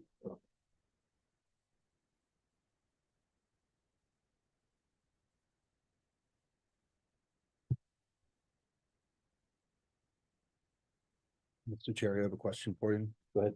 So you either need a motion to table to a later date or vote on it tonight. Yes, we do. Okay. What was the date that you said? The 30th. The proposal was the 30th. I'll, you know, for discussion, keep it moving forward. I propose, or I would move to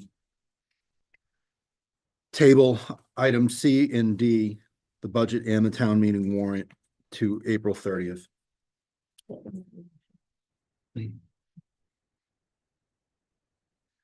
Thank you for that.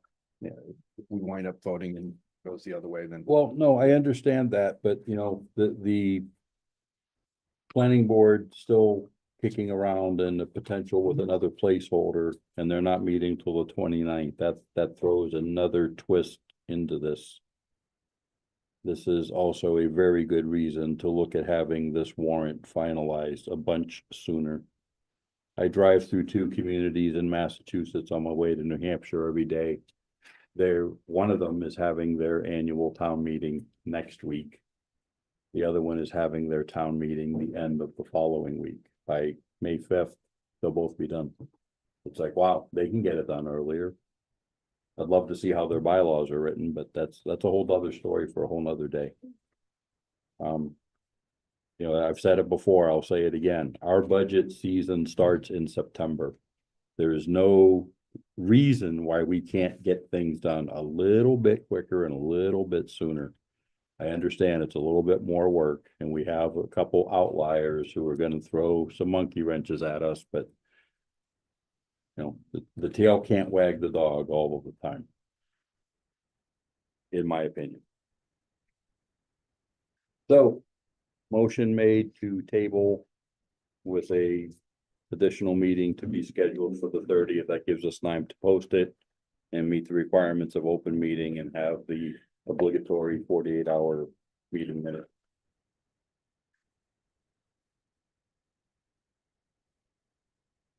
Very second. Very second, yeah.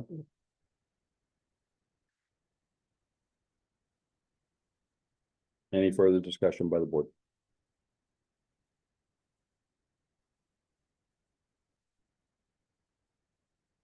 Hearing none, we'll bring it to a vote. Jeff? Yeah. Mike? Yes. Derek? Yes. I vote yes as well. Brings us to action item 7E. Mr. Chair, I have a request to move up to 7G. I think Jessica and Scott, are you here for 7G? Just if there's any questions. Just if there's any questions. Okay, so could we move that up then? Just because they're here and they've been waiting patiently, and then just take it out of order, G, E, F.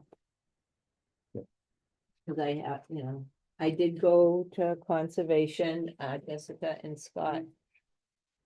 Very professional. It took me till after the meeting to understand Jessica's point of comment letter and the jurisdiction of her office. Scott, I printed out an email from him if anybody wants to see. He took an action right away. The Conservation Commission voted, and it was a little bit questioning because of what abstention meant. 2 abstained, 1 no, and 2 yes. Was it 2 yes? 2 yes. Christopher and Joanne voted yes. George and Dave, is it Dave Byrne, abstained, and then Amanda voted no to put anything in as a comment.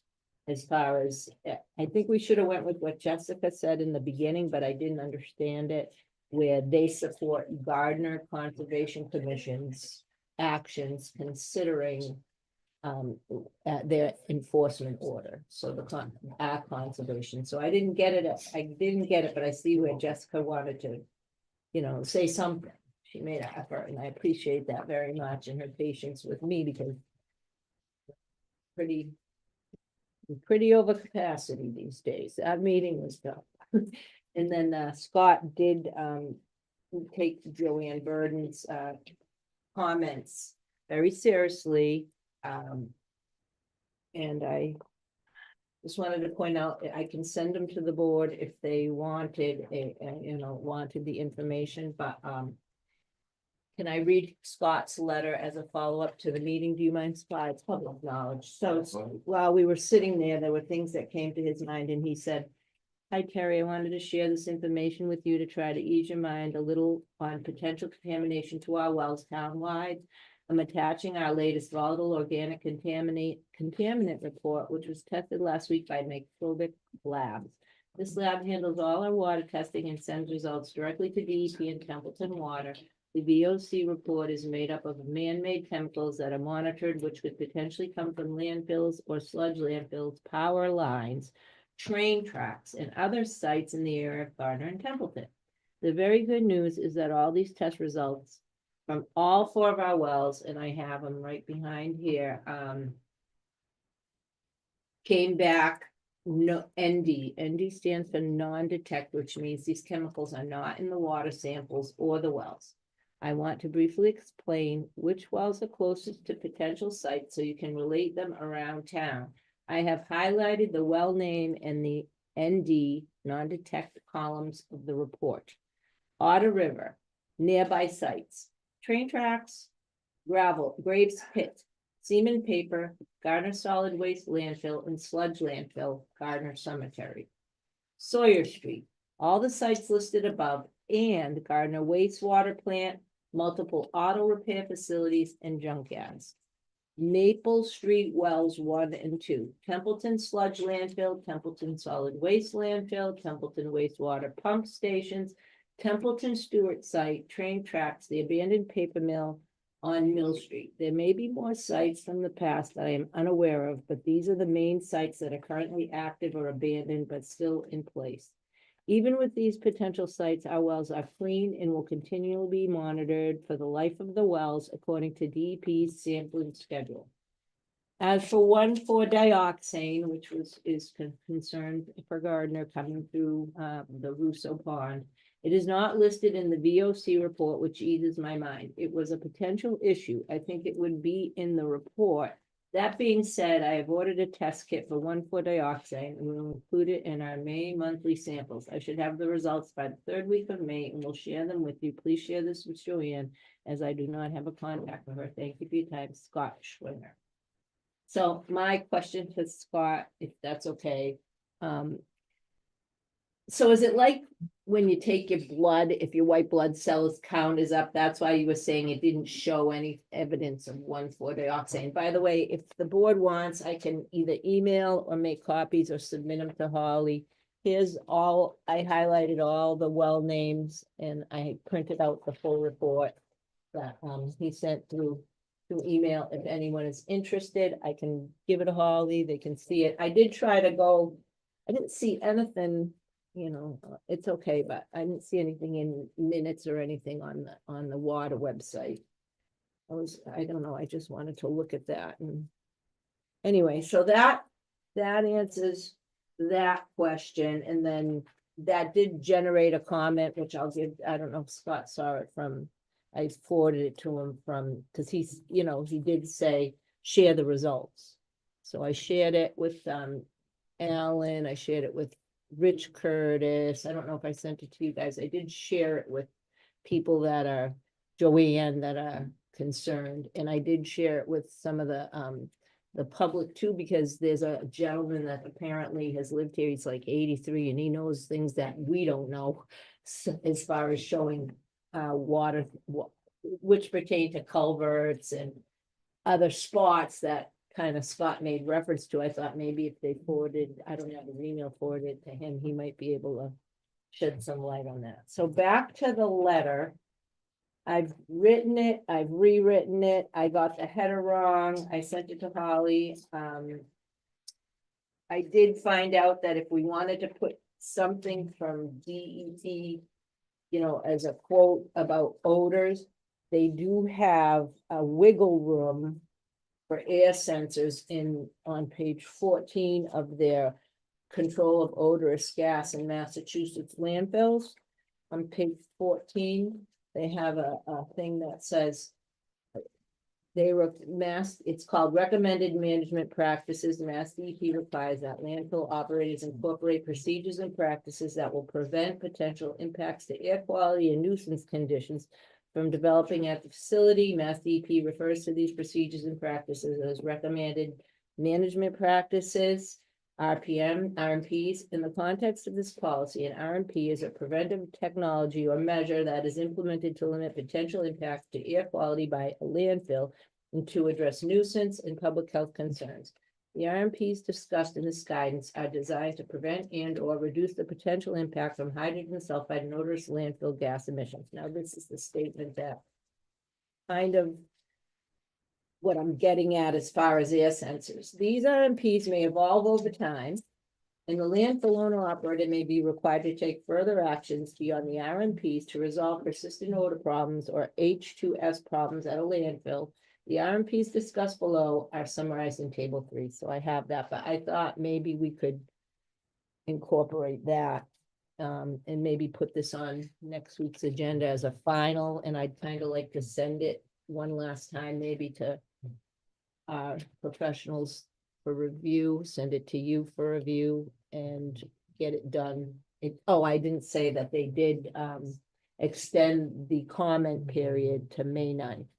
So we do have next week extra time. If we can put this on the agenda and vote for me to maybe just do one last draft and send it out to you folks ahead of time for approval. And then bring it up next week, if that's okay. And if you want to know Rich's comment, he said, first of all, I would like to correct the fact that we didn't think that we were notified as abutters. Rich got this plan a long time ago. I don't know why it didn't come before our board, but he did get it. And he said he speaks with Topolovsky all the time, and that mitigate is different from, is lessening the effects of, we can only monitor because it's not our land. But he further qualified that where he said that hazards come in different categories. There's nothing we can do. It's Gardner's land. But he did say, should our wells get contaminated from the Gardner sludge landfill, the city of Gardner should be responsible for the cleanup or relocation of our wells. That's where I got that language. The comment letter. So that was his comment. But also our water department under Ron Davin, I had forgotten all about it. He did get the plans, but then he retired. And from the beginning, I don't know if people know, but it was brought to me and I went to Lori. She recommended I go to the conservation agent in Gardner in 2022, I think it was, or late 2020, early 2022, 2021. It was right when COVID restrictions were being lax and people were coming back to work. And at that time, that specific conservation agent had just come back. She greeted me well. I was well treated. I have all the paperwork that she helped me. She had a 900-page report, but her family had COVID and they were down for a month. That was, I believe, a Friday because I go to the gym on Friday. And she had a con meeting on Monday and she hadn't even attacked that report. But she went through it with me as far as if they had expanded it to 4.75 acres, it would have been 1,385 feet within our Otter River. And so anyways, then she left. She went over to Ashburnham. So that's how I started. I've been through the Cummings Forest. I've walked through the wetlands, the Eskers. I've tracked how the closed landfill comes through the Russo Pond, through a culvert, under the culvert in the railroad, to a stream right to the Otter River, and that's where the 140 octane has been found in his pond. So it's for some people, and I've been struggling with how to put this. It's shocking because they're not familiar with everything. You're familiar with PFAS that have been around since the 1990s. I'm familiar with PFAs, PFOAs. It's been around longer than Yeah, well, since the onset of plastic, probably. 60s. Yeah, so clean water. So I really want to make it about the safety of our residents, not about people, not about towns, but what is going to be best, you know, to work together and put something in. You know, I really think the Secretary of Energy and Environmental Affairs and the person in charge, for my own personal letter, they have an opportunity to help this area and to help the state. And that's my personal perspective. But from a town's point of view, again, I'm asking to table it till next week. I'm asking to be able for the public to know that I would like to draft a letter and send it out to each one of you for personal review, and you can bring your comments back. What's the best way to go about it? Thank you for that. I have a couple comments. The charge you were given was to go to the meeting last week, get your information, get back to the board. Everything you have here should have been included in the packet for this. Beginning of the meeting, when I called this and during the preamble, I said I had no intent to rearrange the schedule. You could have interrupted and asked to move this up.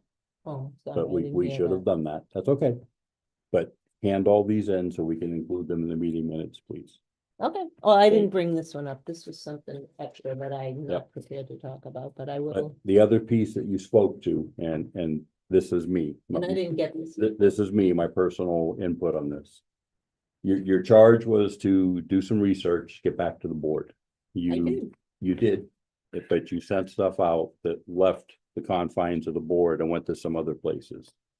That was a little bit beyond the charge and what the board had agreed to. It's just my opinion. Okay. That was kind of an overstep and overreach of what the board had consented for you to do.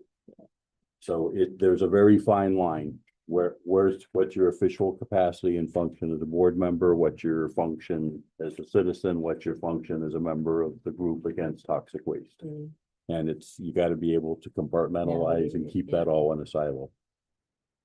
So, let's keep this on the up and up. I don't want to add too many more agenda items to the 29th. We've got to cap it. We've got to stop it. Our agendas are quite lengthy. We're spending a lot of time. But we need to get this done. We need to get this across the finish line. Any other thoughts from the other board members? Yes, Mr. Chair.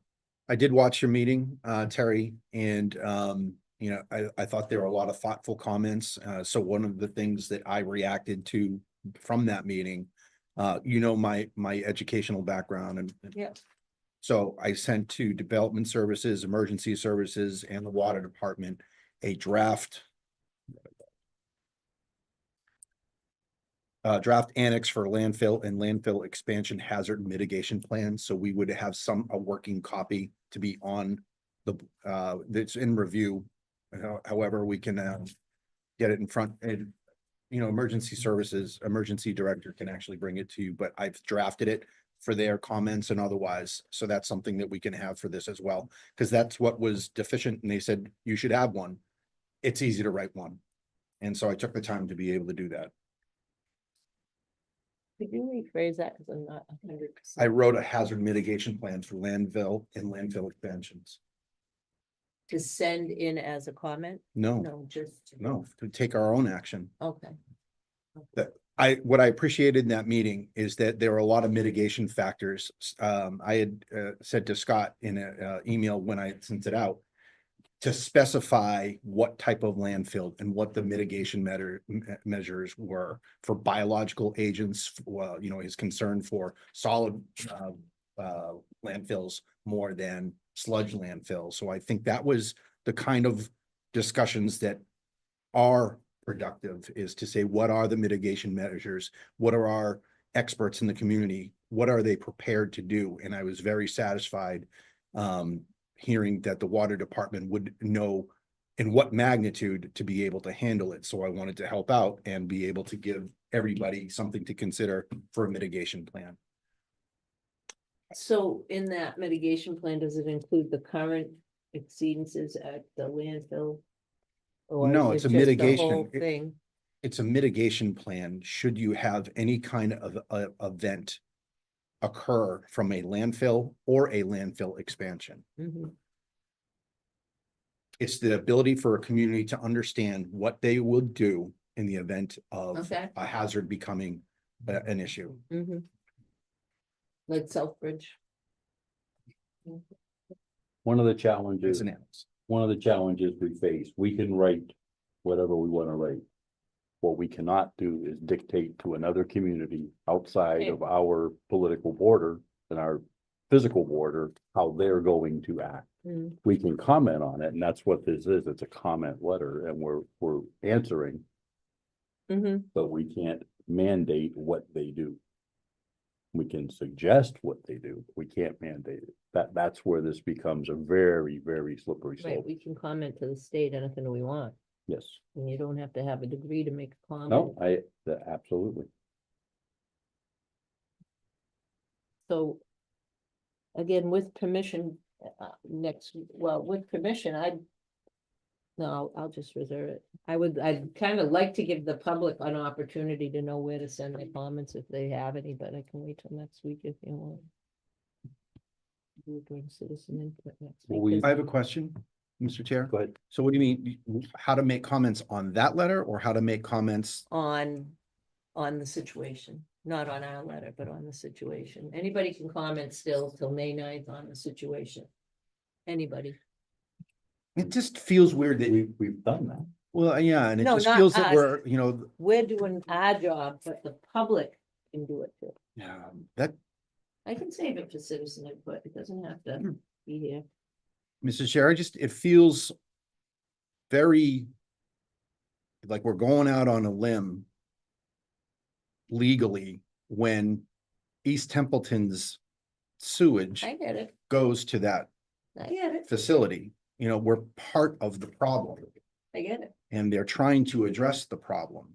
And And I know that, I don't want to go it's the not circular about route. towns. It's about 2025 and the situation with PFAS, PCBs. And going forward, sludge landfills themselves, how they're not working, how they're going to be. Need the monitoring. They're even, so a couple of things that were put out 3 days ago, they're thinking of having a pyrolysis of sludge before you even bring it to be treated. They're thinking of everyone's own personal septic being inspected every 2 years, every 5 years mandatory. And a mandatory pump out of every 2 years. This is 2025. We're human beings. We've made mistakes in the past. We're gonna make mistakes going forward. But as a society and as communities, how do we help each other? By having the tough discussions. I don't feel any guilt or shame over what's going on. I think we have great people in this room. I think we have a dedicated water person. I appreciate Jessica and Lori's efforts. There's so much good that can be done here if people made it about the subject and not about people.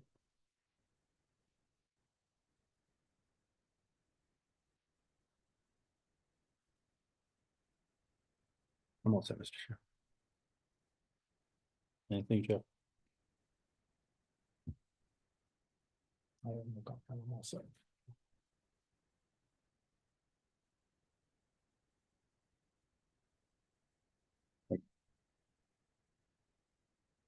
Holly, can we add a third item? To get to this letter, Sure. and I think we will cap the agenda at the 3 items. Yeah, I was sort of anticipating that we wouldn't have the regular, public comment and minutes Right, and all that, just right. these couple of items to make it a shorter. Yep. Special meeting.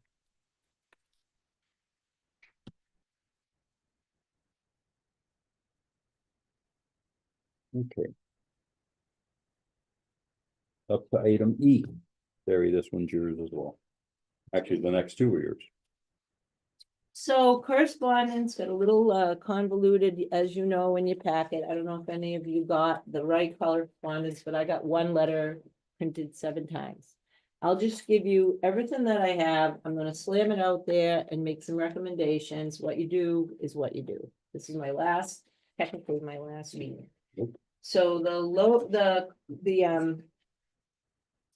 I was happy to hear Jessica reported on the railroad spraying, and we also got it in our correspondence. Jessica reported at Conservation that they're gonna be spraying May 1st through 2025 through conclude about October 31st, 2025, in accordance with the Pesticide Board Regulations 333, CMR 11.07, and Massachusetts General Law Section 6B of Chapter 132B, and that the Berkshire, so that's the site, that's what they're doing. There's a copy of their yearly operational plan, which includes material safety data sheet, a Department of Agricultural Resource approved fact sheet, and a sample label for each herbicide is available for download on the website http://railroad, B as in Victor, M as in Mike, P as in people, Y as in you, O as in Oscar, P as in people, .wordpress.com/about/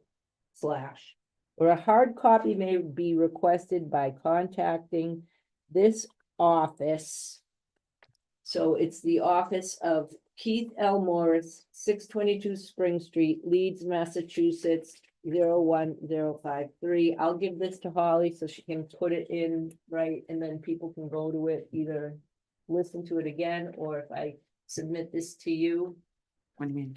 the address that people can, do I submit it? Because I'm reading from it. Do I need to submit it to you for For the record? Yeah. Yes. the record? Sorry. Okay, so I'll submit that to Holly for the record. You can go on our page if you wanna read anything about what they're doing on the railroad. Okay, so now that's that one. I'm gonna get right into the meat and potatoes of advisory committees. Letters. So these they were written March 2nd, they came March 19th. There's headers, which I'm not gonna read. I'll read what they're about. Recommendation regarding House Bill 3701, renumbered now, and they put House Bill 3678. It's HD 3678.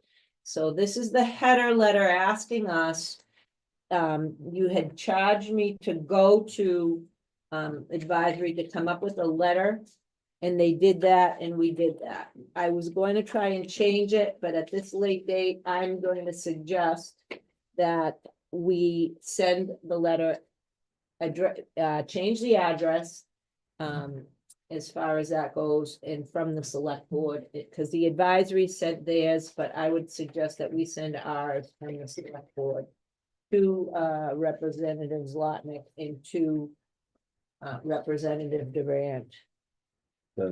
Senator Durant, yeah, sorry, Senator Durant.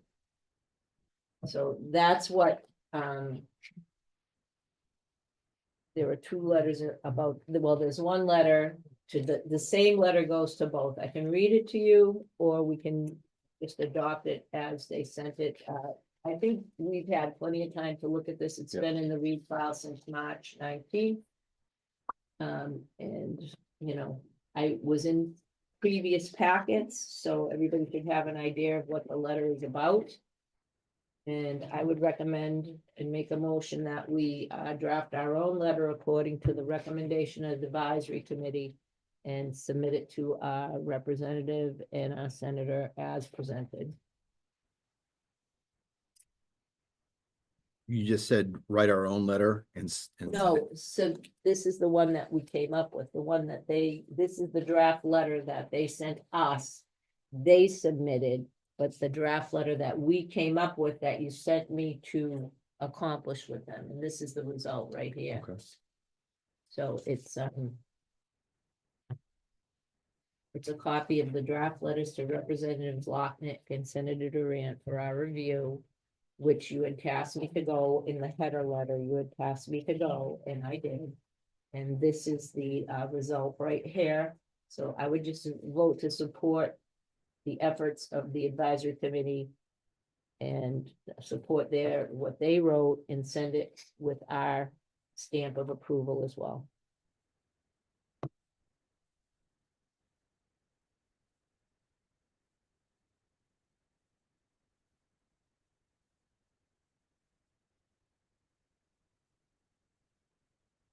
There's HD as in house docket. Yeah. What's that number? Yeah, instead of House Bill 3678, it's HD, House Docket 3678. With the corrections, with those corrections. I amend my motion to include those corrections.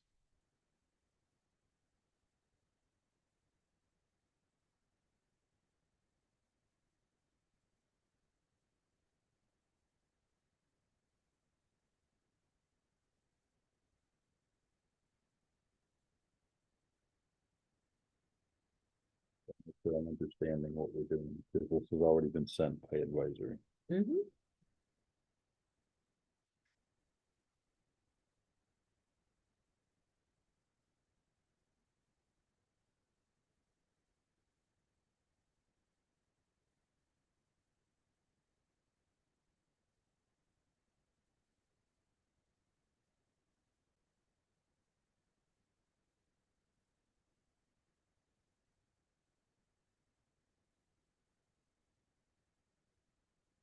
Are you waiting for a second? Yeah. I'll give you a second. We have a motion and a second. Any further discussion?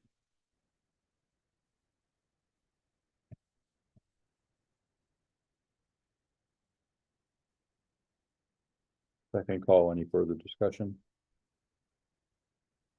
Hearing none, we'll bring this to a vote regarding the recommendations regarding House Bill 3701, renumbered now to House Docket 3678. How do you vote, Jeff? Yes. Mike? Yes. Terry? Yes. I vote yes as well. Second item is the, So no, there's more letters. Yep. So it's the advisory committee legislative priorities letter. So this too had a header letter to us explaining what the advisory did. They had a list of needs for the town from $4 million down to $1 million. And they whittled it down to what was it, 5 of their highest priorities. So they're making a suggestion to us, the select board, as their highest priorities and to send letters to the Commonwealth, to our representatives, what our priorities would be. So, I don't know if you want to hear the priorities, but that's their letter to us. They set the priorities. Okay, and then, so that, these are their priorities. That's the first letter. The follow-up letter for that is an explanation letter from the advisory committee regarding pilot monies that the state pays to the town of Templeton. And they're asking us, as they voted at their meeting, that we also adopt a letter requesting 400,000. So we get 200,000. They don't think it's enough pilot monies. They're asking us to support their letter of 400,000. And they used, which was a little complicated, Mayor Wu of the city of Boston has a formula, and they used her formula to come up with that figure.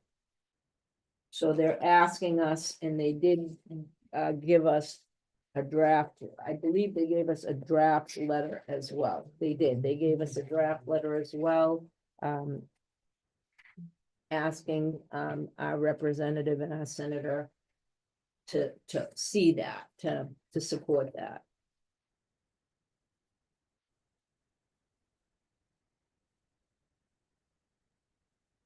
So they already sent theirs, but they're asking us to support their efforts and send the same letters, which they wrote. These are the actual letters that they wrote.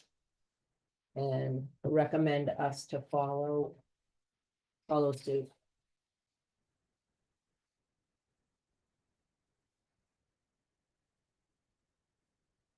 So I would make a motion to support their actual letters, adopt them for the select board, and send them out to our senator and our representative. I don't know, and I'm making the motion because of discussion. I did have a question for the board. I'll go ahead and second your motion, and Mr. Chair, if I can lead off the discussion. Go ahead. Well, I was just wondering what the board thought about their recommendations. Well, that's what I was gonna talk Yeah, about. we're saved. So, the time phasing here is interesting. I fully support their priorities, and I would want our documents to basically not say we dream these up on our own. I'd say our letter to our state legislative team should be in support of them. That's the way Yeah. it should lead, to say, this is what their priorities are, and we share that. This board's about to change a lot. So, Tim and Jeff are in supporting the advisory committee by pushing forward these priorities. Do you think that's premature for what, your board's about to be? Do you want their input on it? Because I'll sign my name on the check to go forward to say I support these are earmarks. This is like, hey, we would really love it if you could go in there and fight for us and put more checks up on our chalkboard. But I also want to have, that supreme united front where, maybe your new board had something else to put on here, but these are big asks in the community. They make sense to be able to fund them. They're a big ask, and I want to say the budget for 26 is before the whole house right now already. Mhm. I know it's already been in the House Ways Committee. Yep. So Some of these drive like deeper discussions, like the last one there, the 600,000 reimbursement. That could get sticky because that was ARPA money that we used to be able to do that. And, asking for a reimbursement for an ARPA project, it was up to the cities and towns to do that. So I want to make sure that we're also in earnest asking for things that are hard and fast. We just don't have the budget for it. Not like, well, we spent our money and we could have spent it on, lollipops and, handkerchiefs, but we did a sewer project instead. Could you pay us back? I just want to make sure that we're capturing true priorities where it doesn't, it doesn't get mired. And they're chiefs of staff. I think we leave that out sometime. The chiefs of staff for both offices, or at least Senator Durant's office, winds up asking, they're the ones who receive these, so they can actually figure them in. It's not the first time that we've been doing these memos. We just haven't been doing them consistently or meaning annually. But we have done them in the past. So I'm on board with this. I just want to make sure that we're capturing are we capturing the momentum of the advisory committee and saying we support our advisory committee, we're a united front and this is what we need? Or do you want to have a cut with the new board? That's my comment on that one. The pilot. Mr. Chair, if I can continue, because you're addressing both within this motion. Yep. Pilot's a tough one because, at MMA this year, I went and I sat for the hour and a half long. The office that comes up with this, they go through a ridiculous amount of formulas. I think I've got a 50-page document where they were revamping it this year and showing that, that there's ways to be able to show inadequacies like identified in here, like the Boston example. So that one, if the advisory has done their homework and they want to be able to do that, I again don't want to say, I want to say we're supporting our advisory and we concur with their recommendations. I'd like that to be the flavor of this memo. And that's all I had on that, Mr. Chair. So I support both. So, Mr. Chair, through you, Jeff, you're saying it's too late? They're already in Not too late. deliberation? I'm just pointing out that the 26 budget is already in Pushing front of forward. the whole house. And Yeah. then it'll be like the month of May in the Senate, and then it's gotta go back and it's, Hey, we may put it out there 400,000, and if we get 300,000, it's a step in the right direction. We don't know. We don't know. But if we don't put it out there and ask, if we're not the squeaky you wheel. don't get if you don't ask, but That's I'm right. just pointing out that, Yeah. I mean, we can send it, you can do it. I don't have my hopes up because the A things follow going on, out that way, big ticket items that, Yep. it's look at the tea leaves and so to speak, and Yeah. you already know where the money's going. And it ain't out this way. I'm all for asking, I'm all for sending the letters, but I just don't have high expectations of any thing happening. We Mike, should send them. you raised a good point, Mike, but the new board won't actually be meeting till the end of May. So Let's get them out. let's get them Yeah. out, and not to discount or discredit or anything with the changes that are coming, but Yeah. Just we keep up the have, momentum. keep the momentum going, and government continues regardless. It's the tough calls, but these are the tough decisions that this board is charged with. Let's ask for this, let's concur with the advisory. Yep. And keep up momentum. And the more paper we push their way and the more they see us. I think we're all in agreement, the consensus is the easiest way to not get anything is simply not ask. State level and municipal level. Yep. So do we need a motion to accept them all, accept them and, I think you already had that out. We already have that out there, okay, that we're in the discussion phase right now. okay.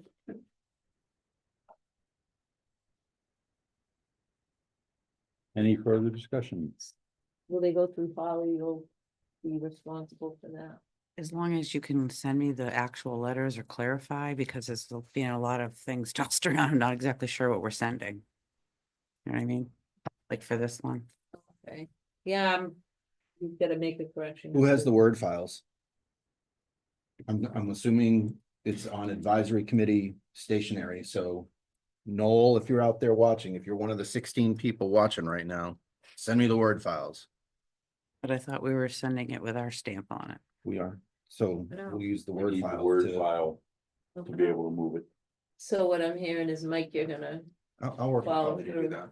Why not? Is that what we would need? Yeah, because I'm really confused what we're actually It's a sending lot of after all this information, there's discussion. a lot of letters, it's gonna be double. I'm good. it's- I got it. Wrap your head around, it's gonna be the same letter addressed to the senator and to the representative. So Aren't you talking about two different there's letters? three, I got it. Two different content letters? Pilot priorities and what was the other one? three. The pyrolysis, the Yep, one about House bill. the town Got it. and the state, right? Yeah, that one we already have. The pilot asking for more money than $200,000 based on Mayor Wu's formula. And the third one is our town's priorities and asks. So for this one, you're talking about the priorities and the pilot. You want me to Okay. come in and go over it with you, or just leave it with you and Mike in I the know what needs to. file? You wanna, electronic signatures, okay? So we can get them out the door. That, You guys have done it before, right? Yes. Electronic signature? I believe so. Time is of the essence. Okay. that's good. Did you hear? Electronic signature, are you good with the electronic signature? Maybe. I have to send it to, I'll have to send you an email address to send it to. It'd be We Holly, got send your it to email. Holly. Right? Send it to Holly. I'm just more concerned about getting that Word file, so we don't have to mess around, Yeah, right? I don't mind typing it. It's just knowing exactly what we're putting on it, It's and what easier we're if you sending. Just send it. I mean, someone did this. Yeah, It's a lot of, yeah, Jackie Maycomer, he might have sent it. Jackie Maycomer. If I may, I'm pretty sure I have copies of each of these letters that I'm thinking Noel drafted them, but I do have the original stack that he brought. On your computer? No, in physical form. Or they were doing online. I think he might have sent me the drafts. I can't remember. But Okay. yeah, we'll get them from him. Okay. Jackie, Noel, send me Did the that- Word. We didn't vote on that yet, right? No, we didn't. Okay. Any further discussion? I'll walk them on. Let's bring this one to a vote. Jeff? Yes. Mike? Yes. Terry? Yes. I vote yes as well. Okay, so then there's, and there's, John Caplis did a comparison communities. It's whatever we want to do with it, but Holly pointed out, that we did one. Our office does them. Our office does them. So, but I think he did it because of the Heroes Act. When I was at that meeting, and if I'm not mistaken, he had a reason to do it, and he was looking for information for veterans. So but they submitted it to us, and it's in our read file. And they did support our efforts for the Royalston Road letter. I just wanted to let you know, they did send a letter in support of, they watch our meetings, they're paying attention, they want to do it a united front. And they on Thursday, April 3rd, they voted unanimously to recommend the select board that letters of commitment for Royalston Road, which we accomplished already. But again, they supported us in our efforts for Royalston Road. So Royalston Road people, you got select board, you got advisory committee. Now we just gotta find the money, and that letter's going in, because I think wasn't that one of their priorities, was it? Yes. Yeah. And I believe that's all I have for correspondence. I don't know if I can even find my, where I am in my packet.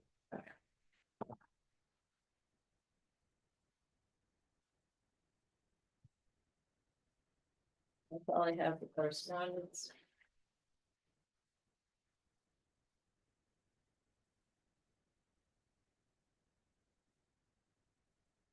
And then 7F. The final reading, to change the role of the clerk, the responsibility, so. What is said is the responsibility of the clerk the clerk shall attest to all public documents as may be required to conduct the town's business. The clerk shall sign official documents on behalf of the board in instances where only one signature is required and on all approved minutes. And to add, this is the add, the clerk shall report all public correspondence within the select board read file or email from the board to To acknowledge, any binding or private email shall remain confidential and not reported. The clerk shall keep track of all citizen input and bring back to the board for discussion and action on a future agenda. The clerk shall record any executive meeting minutes when an administrative professional is not present due to a conflict of interest.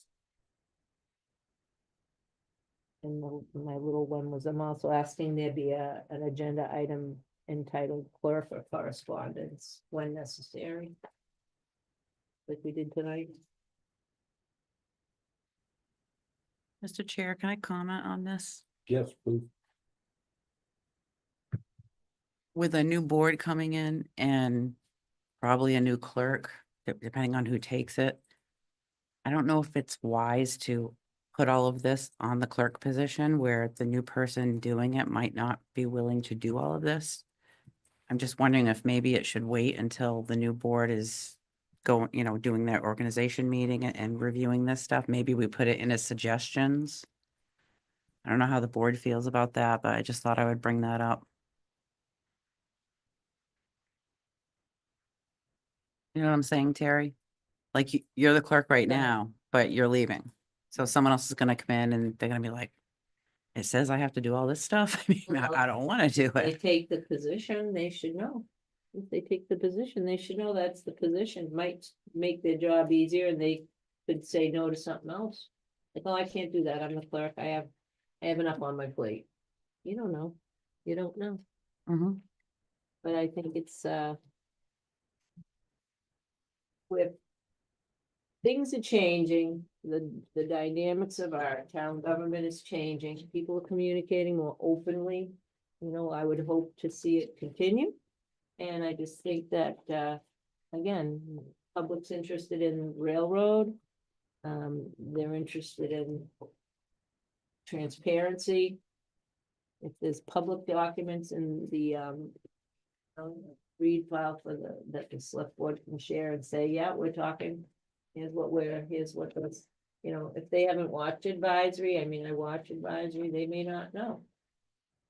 I would say leave it up to the person that's nominated for clerk.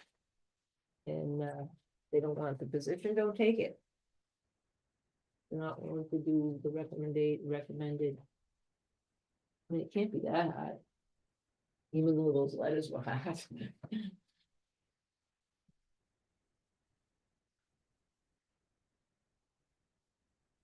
I understand your spirit and intent on this, Terry.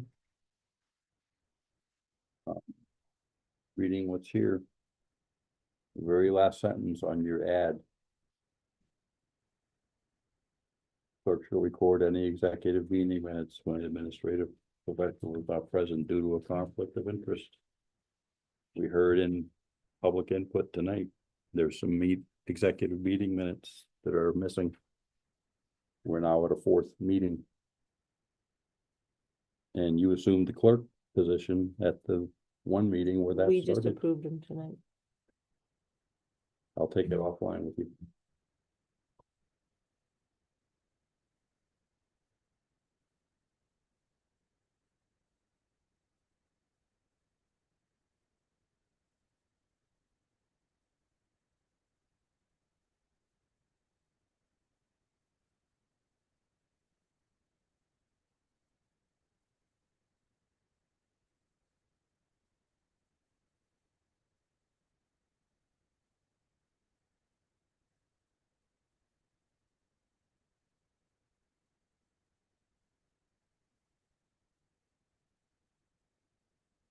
Well, Mr. Chair, I'd make a motion to adopt the change for the clerk responsibilities as presented.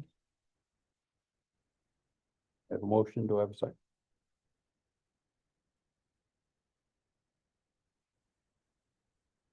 I'll second for discussion. Motion with a second, do we have discussion by the board members?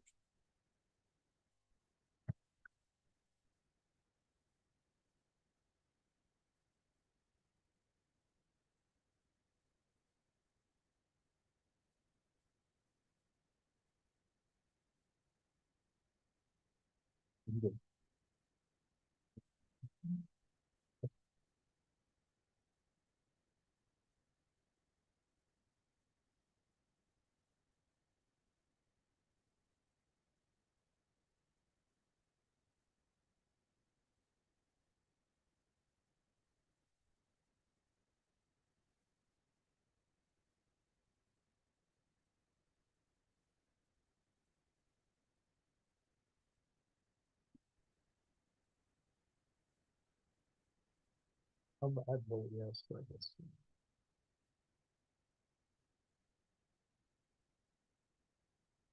I'm just not sure.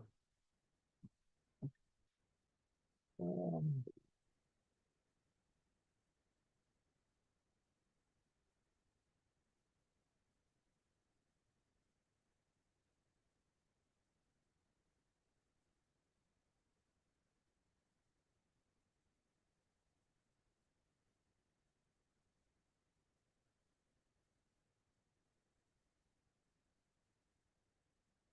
I would amend maybe where it says all citizen input.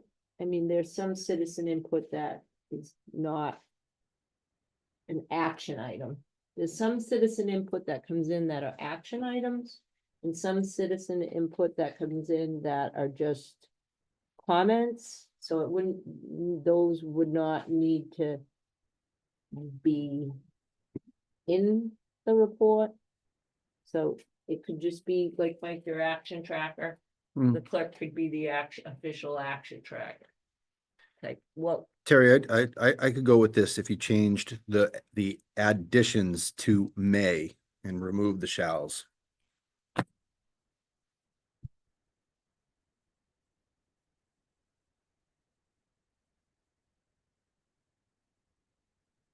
mean, it's a handbook. Select board handbook. It's not mass general law or a contract. so it would be at the clerk's discretion. I don't nullify this. Yeah, I mean, that's what you were just starting to say. I'm simplifying it by saying whatever's in the read file otherwise may, if the clerk browses through it. I mean, you're giving more power to the clerk to be able to say, I'm going to control some information here. And I think it should be a may, because it could be, like I don't know, a rate of stamps or something, the rate of the cable or otherwise that doesn't need to be brought up. Not all correspondence needs to be brought up. So may. So instead, what the clerk shall report, instead of all public correspondence, so you could take out the all. It doesn't I have don't to know, be maybe all the right time either. for this. It doesn't have to be all either. The clerk shall report public correspondence within the select board read file or appropriate public correspondence. I see what you're saying. And I see the all is too encompassing, where you don't report all public correspondence. It's not like you said, there's select things that come out during cable. Steve brings out that information on his own. It's just that we did no action on the letters that came in, and there was no action taken on the letters that came in. They just sat there. So I would, again, I would say take out all, all. I don't all. support it. I don't support adding it in there. I think we can push, this can get tabled. That's my feeling, Mr. Chair, is that rather than trying to control what information or otherwise, because if so, we've been constantly talking in variations of this board about trying to get people in here if they want to come in and be a part of the conversation. Yep. Come in. Mm. Noel, I know we're using Noel as a lot of the examples. He's come in and been adamant about these things. Not everything that went to the read file from them got to that microphone or otherwise, but there's varying degrees of information. And for this one, rather than mandate or otherwise, I'm not going to support any change. So tonight. change it to may and take, I'm I not- would say it doesn't change matter, it to I'm not may and changing. take out all. I'm not supporting any of it tonight. Well, I would amend my motion to take out shall or replace it with may and take out the word all. All the, wherever all is, all public input, all citizen input.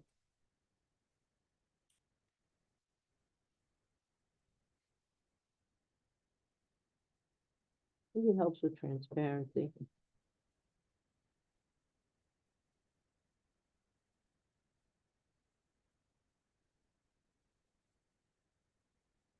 there anything in there about the confidential items that are in the Yeah, read file? shall remain confidential. Any binding or private email shall remain confidential and not. But there's other, you know, it's like a current legal matter or something that might be updating the board might be in there, and that's not public record yet. You know, those types of things. Yeah, that's what it says. Okay.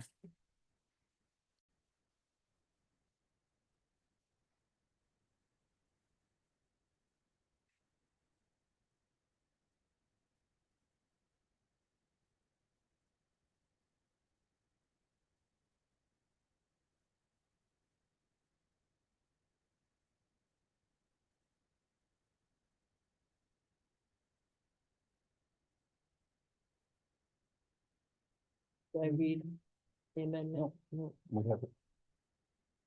The motions were made, seconded. I think we're through discussion. Bring this to a vote. Jeff? No. Mike? No. Terry? Yes, I vote no as well. 1 yay, 3 nay. Defeated.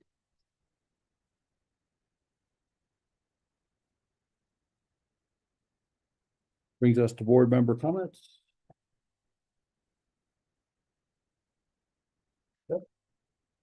Something quick. I've been on and off the board multiple times, served for many years.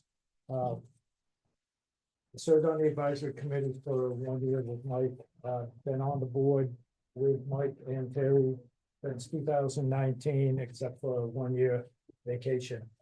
I want to thank them for taking the time to serve. We have an upcoming election. There are positions where nobody pulled papers.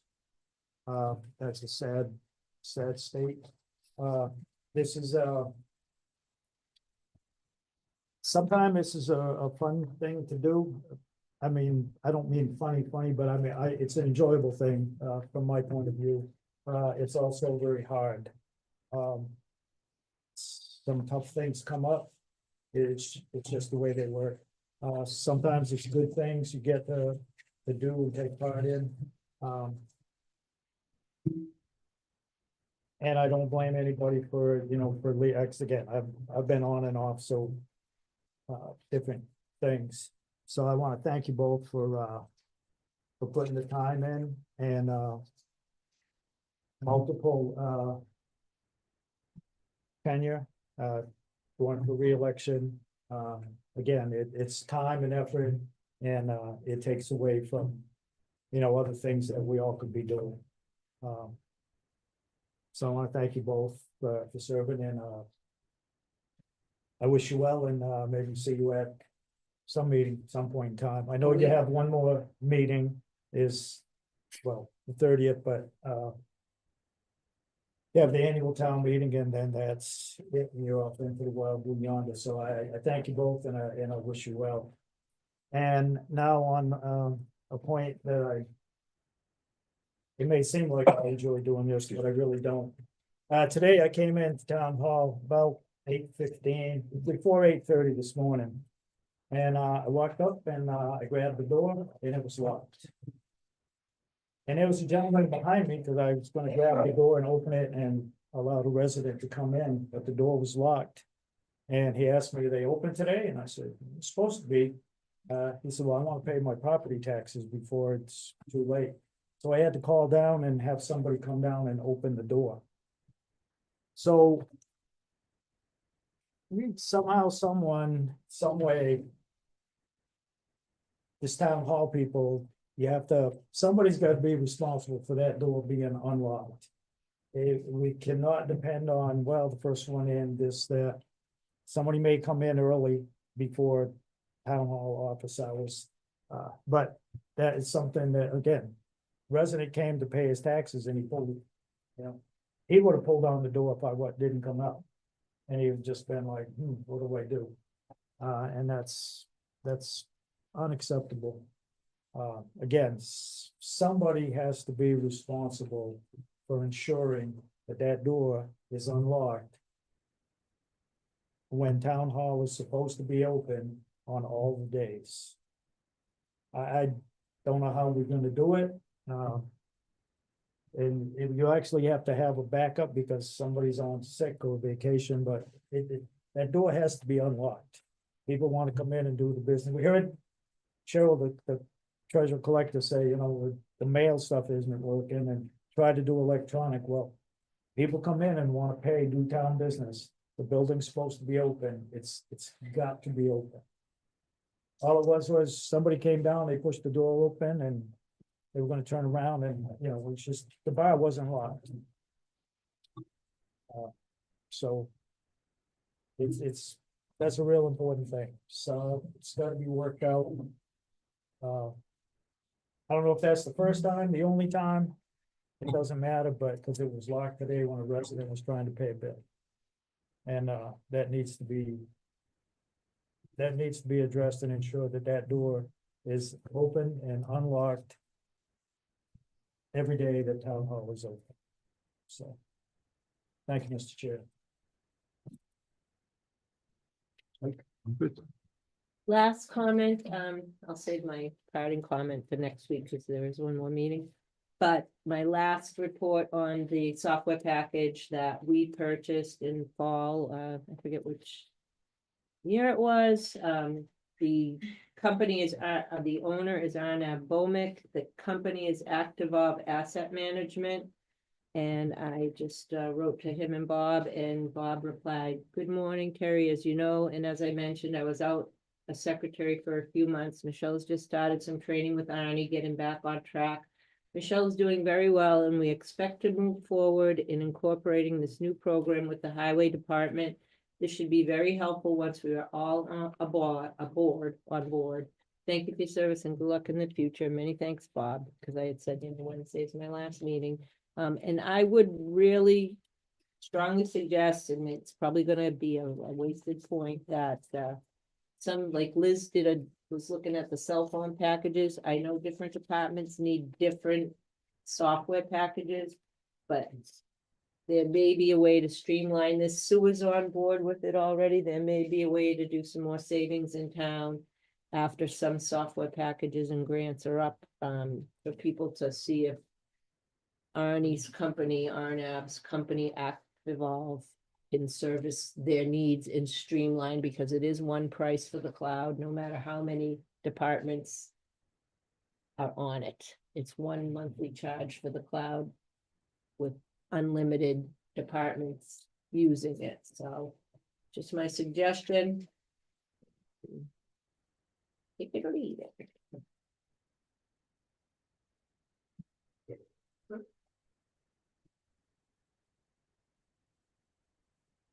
So, again, a very busy meeting.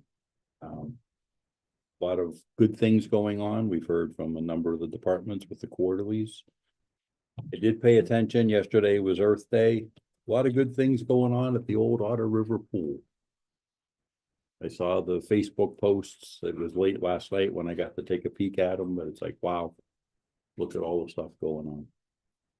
I know we have up and coming in May, the auction, a bunch of surplus items will be going up. And I'm sure we'll be seeing some more information on that coming soon.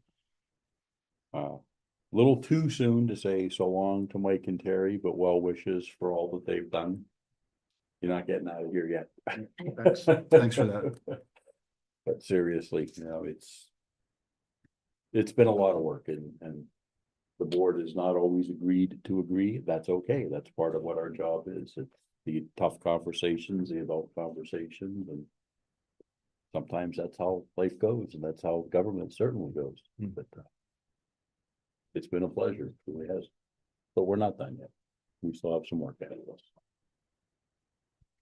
I would entertain a motion, because we have a couple of executive sessions ahead of us, to go beyond our 10 o'clock time. So moved. Motion made and seconded. Further discussion? Yeah, me and Laura. Otherwise, I'm. Hearing none. We'll call for the vote. Yes. Yes. Yes. I vote yes as well. I will entertain a motion to enter executive session for the sole purpose, we have a couple of reasons, and we will exit executive session only to close the business meeting. There will be no further discussions, deliberations after we come out of executive session. So moved. Second. Motion and a second. Jeff, Yes. Mike, Yes. Terry, Yes. I vote yes as well. I guess that's a Terry, you missed one. You don't have to go, but you got